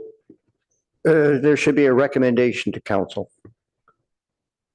Separately, there should be a recommendation to council to consider the entire property of the parking lot. May I? Well, I can accept that. I think it makes no difference. Council's going to read this as they will anyway. And I would reject that. May- So this is where we're going to hit a contention. No, but this, the language, I accept the language of the change. As this is written, but are you accepting David's recommendation that also he recommends that we advise council that they should reevaluate the entire parcel, including this property? No, Okay, Or, that's, may I, our council is advising that we consider splitting the motion and taking 2 separate motions. Your council. Your council here. Yeah, okay. yep. 2 separate questions, 2 separate, yeah, 2 separate motions, 2 right? separate Are motions. you good with that? Yeah, that's a good idea. I think that's a good idea. I think that's how we have to do this. well, if that's the legal advice, we should follow it, of course. Yes. But So for clarification, the legal advice is we recommend the approval of this project as presented. Is that how you no, want, or no, you I still want, want I it really written want it out this written way? this way. Could you Come work on give the me a wording? I'll give you that, Peter. I'll give you that. Trust me, this is a political That's issue. totally okay? I'm just fine. telling Go you how for it's it. going to play out. Leave it this way, okay? Okay. The newspaper's Motion going to write it this way. 2 is to separately recommend rezoning the entire north parking area for residential use. Should there be a motion 3 that is a recommendation that the entire parcel gets that? And the reason that I'm going to say that is because I recommend rezoning of the entire north parking lot. That I can get on board with. Recommending a comprehensive plan, including this parcel, I will not be on board with. So that's why I'm wondering if it should be 2 motions or 3, because I will vote differently on those last 2 items. So I do kind of want to clarify that a coordinated area plan, a rezoning, and an application for a building are 3 separate things. And you could have any one of those, or even like 2 out of the 3 without having all 3. Correct. And this is also a recommendation. And so because I agree it needs to be as clear as possible, but the recommendation should be a recommendation. It's not necessarily Okay. direction. So on that front, Peter, if you were on board with this, I'd like to separate this out into 3 separate motions, each with their own motion and second. Well, I only see 2 here. Right, so we'd like to get a third one to David's point. So if we can have motion number 3 as well. Motion No, number 3. I'm not adding motion number 3. I have 2 motions that I've made and I Okay. believe you seconded. And maybe David will have a third. Well, So let for David now. Make a third motion if you'd like. Fair but enough. So for motions 1 and 2, I would like to separate those out for motion and second, though, if that's all right with you. That's your prerogative. Okay, so for motion number 1, recommended approval of demolition of the existing parking lot and construction of the proposed 10-story 3-building unit. Recommended approval of the proposed rezoning to PC. Board Member Balte provided the motion. I maintain my second. The friendly amendment is good. Board Member Adcock, or is that going to be the motion? number 2, Just basically? question, is it PC or PHC or does it matter? Good question. PC/PHZ. That's just not for us to figure I that know. out. We just want to be consistent with our language. Okay, so the motion and the second still stand. Can we get a call to vote for motion number 1 only, please? Board Member Adcock, Yes. Board Member Balte, Yes. Board Member Hirsch, Vice Chair Chen, Yes. Chair Rosenberg. Yes, and we typically allow a speak to dissent. David, if it's all right with you, I'm going to ask that it stays until the end. We'll do all 3 motions and then allow you to speak to your dissent to motion number 1. Is that all right with you? Mhm. Thank you. All right, for motion number 2, Peter, are you putting that motion forward? Yes. Okay, so Board Member Balte puts motion number 2 forward. I will again second. And can we get a call to vote for motion number 2? Board Member Adcock, A friendly amendment, should we, I recommend we add excluding this project. I recommend rezoning the entire north parking, because this, Accepting this parcel. yeah. Excluding this, the Or 17 sort of Encina separate parcel. from this parcel. Mhm. That's fine with me. Fine with me as well. Board Member Adcock, Yes. Board Member Balte, Yes. Board Member Hirsch, No. Vice Chair Chen, Yes. Chair Rosenberg. Yes. Motion carries 4-1. And again, David, I was actually expecting you to vote yes on that one, but we'll let you speak to your dissent after we go through. If you'd like to put forward motion number 3, please go ahead. I think it is much stronger if we are unified with separately. We recommend that the council reconsider that the council reconsider the entire parcel as a single project. Is that your motion that you'd like to put forward? And defer approval on the present project until their decision is made. So when the writing is accurate, David, let them know, and then that'll be your motion. Yeah, fine. And whomever's writing the motion, and I believe that's Emily, can you make sure that the motions 1 and 2 are separate with their separate votes, separate firsts and seconds as well? Thank you.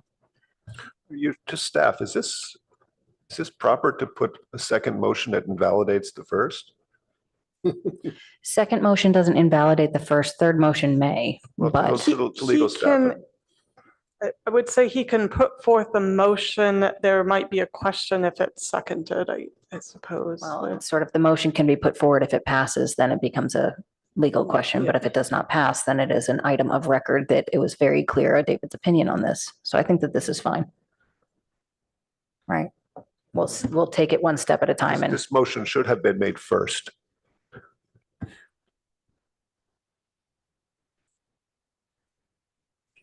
do we have a second for motion number 3? It appears we do not have a second for motion number 3. So I'm sorry, David. So solo on that one.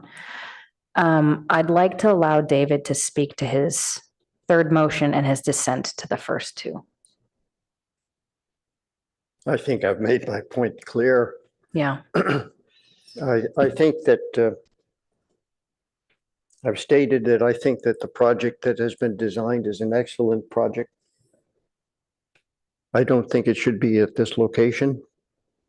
Even frankly,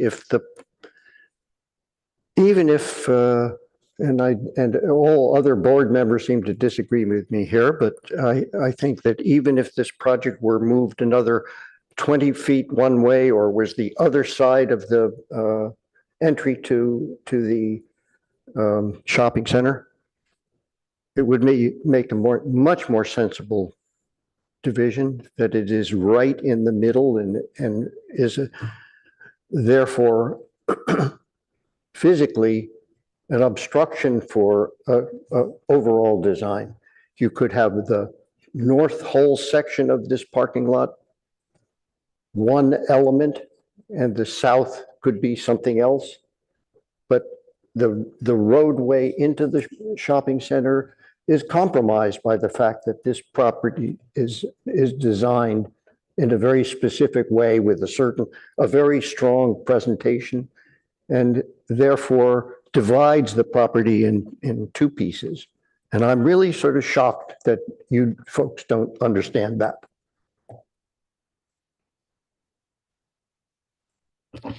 Thank you, David.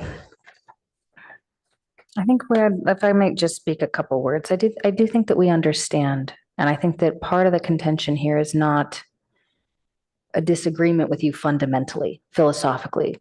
And I want to be very clear, like I do fully support that. I think the disagreement here is where our legal purview stands, where our responsibility stands as ARB, and what we owe to the city in terms of getting projects moving forward that are good applications. I find meetings like this a little bit difficult because we as an ARB are generally pretty cohesive, right? We all have a lot of respect for one another, and specifically, David, I know that you and I got a little spicy earlier, and I want to make sure that we are very clear that I have tremendous respect for you and your opinions on this. And while we differ on this opinion, I can see your point of view.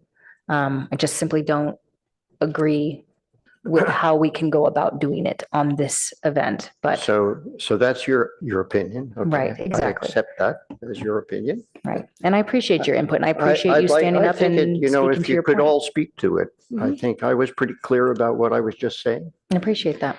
Yeah. Thank you. And so I'd like you all to speak to that. Yeah, and absolutely agree with the principle, like Kendra, that if this had come as part of a larger project, or if this had come with a coordinated area plan ahead of this, we would all be in a very different place. But it's not for us, or even the city council, to say you trade these two parcels with these two other parcels. That's, this is not communism. This is, everybody owns their own property. They develop their own property. So I don't think it is not just not our purview, but even the city council's purview to say you cannot build this if everything's within the rights and legality, with the PhD, obviously, to build what they're proposing. But like Kendra said, in principle, I agree with you, it would have been better as part of a much larger project. We've been on that same page for a long time. All right.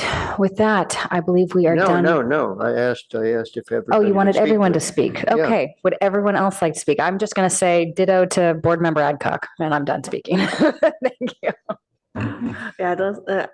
Yeah, I agree with you, and I agree with what the other board member and chair said. I think the greater picture is good, and I think we all agree on that. But just based on approval of a single project, I think it makes sense to just focus on what presented in front of us. And every project have an ideal solution, but each of them has lots of constraints. So that is just something we need to face and make our decision.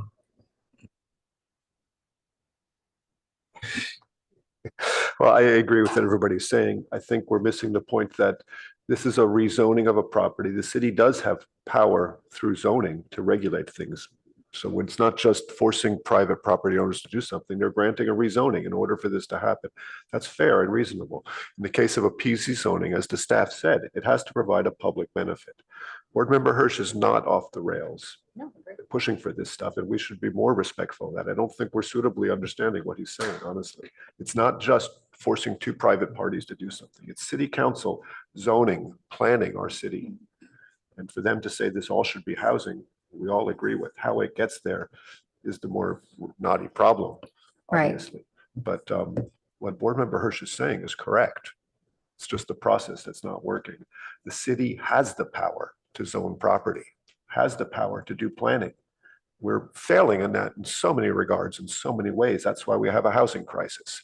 We all need to be cognizant that we need to use the power of zoning to solve these problems. That's the power we have as cities, as architecture review boards. And we're falling short of pushing hard enough for that. Maybe not as architects, but as staff and as a professional in the community. And that's where I think we should be pushing even harder to let council know that they're also falling short. They have the power to do something, and they're not at the moment doing enough.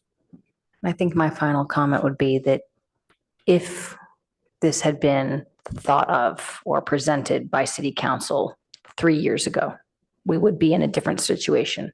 As it is, I'd like to say thank you to Architect Hayes as he heads out the door. And pre-planning needs to happen. The reason we end up in situations like this is the fact that this was not brought forward 3 years ago. And if this project was going to be a problem out of the gate, it should have been presented to the architect and the applicant as a problem 3 years ago, not now. So with that, I believe we can conclude this. I want to say thank you to the board members. This was like I said, more spicy conversation than normal. And I do appreciate our continued respect for one another, and looking forward to the next spicy conversation. So on to that, let's go to the approval of minutes for the day, if that's all right. Are you sure about that? I know, we're going to arm wrestle after the next one. Let's go to the approval of minutes for, let's see, minutes for. Thank you, Peter. That was very, very nice. I do appreciate everyone's comments. Approval of minutes for December 19th, 2024. Did any of my board members have any comments, questions, adjustments to those? I had a question on packet page 113, very bottom paragraph states that the very last piece of the sentence, Vice Chair Chen preferred a 65-foot limit. I don't recall Vice Chair Chen making an absolute statement like that, but I'd like to see what she thought. This is regarding the height of this building on the corner of University and Middlefield. Yeah, I remember that discussion. Yeah, I did Brought up the higher number, but now as we can see along El Caminos, it's actually already goes up to 85. 85, yeah. I just wanted to be sure that it's accurately representing what you thought, what you said. Okay, thank you. Thank you. I have 3 minor corrections. First one is just on the very first sentence. It says December 5th, although this is the minutes for December 19th. On the third paragraph of page 107, Michael Quinn's letter was from Palo Alto Forward, not Palo Alto Ford. And last one, and Kendra, correct me if I'm wrong, on packet page 110, fourth paragraph from the bottom, Chair Rosenberg clarified the goal of, I think you meant El Camino focus area, not the state density bonus, was to incentivize focus area to choose Palo Alto's preferred standards. Where was the last one? On packet page 110, fourth paragraph from the bottom. Yes. That does appear to be the intent of what I was trying to say. It's not that the state density bonus is to get the state density bonus, right? It's that the Palo Alto standards, we are encouraging people to choose the Palo Alto standards over the state density bonus. The way that this is written, it's sort of circular. Thank you. Good catch. Yeah. Did you catch the correction, Claire? I think so. All right. And reversing the meaning of what you said. Exactly. It's sort of making this statement circular. Thank you for that. Appreciate you catching that.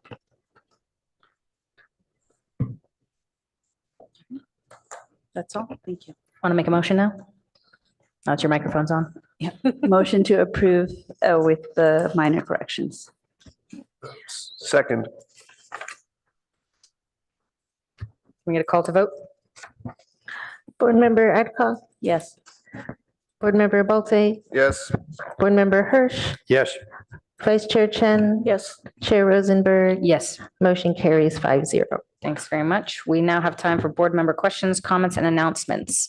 The only announcement I have is that the next meeting, we want to make sure that we've sort of narrowed down our ARB awards list. And so if you guys could just take the time, review your short lists and see if you've got anything that you'd like to put forward for that. And in any method means, whether it's just a comment or PowerPoint or however.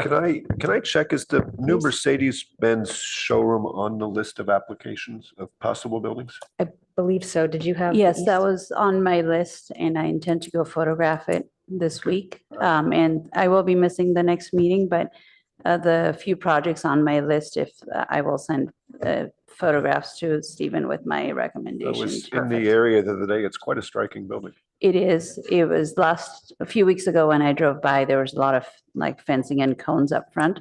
So I just want to see if it's closer to finish that I can send some It's pictures. about there. complete. I'd say it's enough. It looks very close completed to enough complete. Yes, to be yeah. on our about list. 80. I go there quite often in the area. It's quite getting along pretty well. Yeah. Yeah. Enough for us to maybe include it in.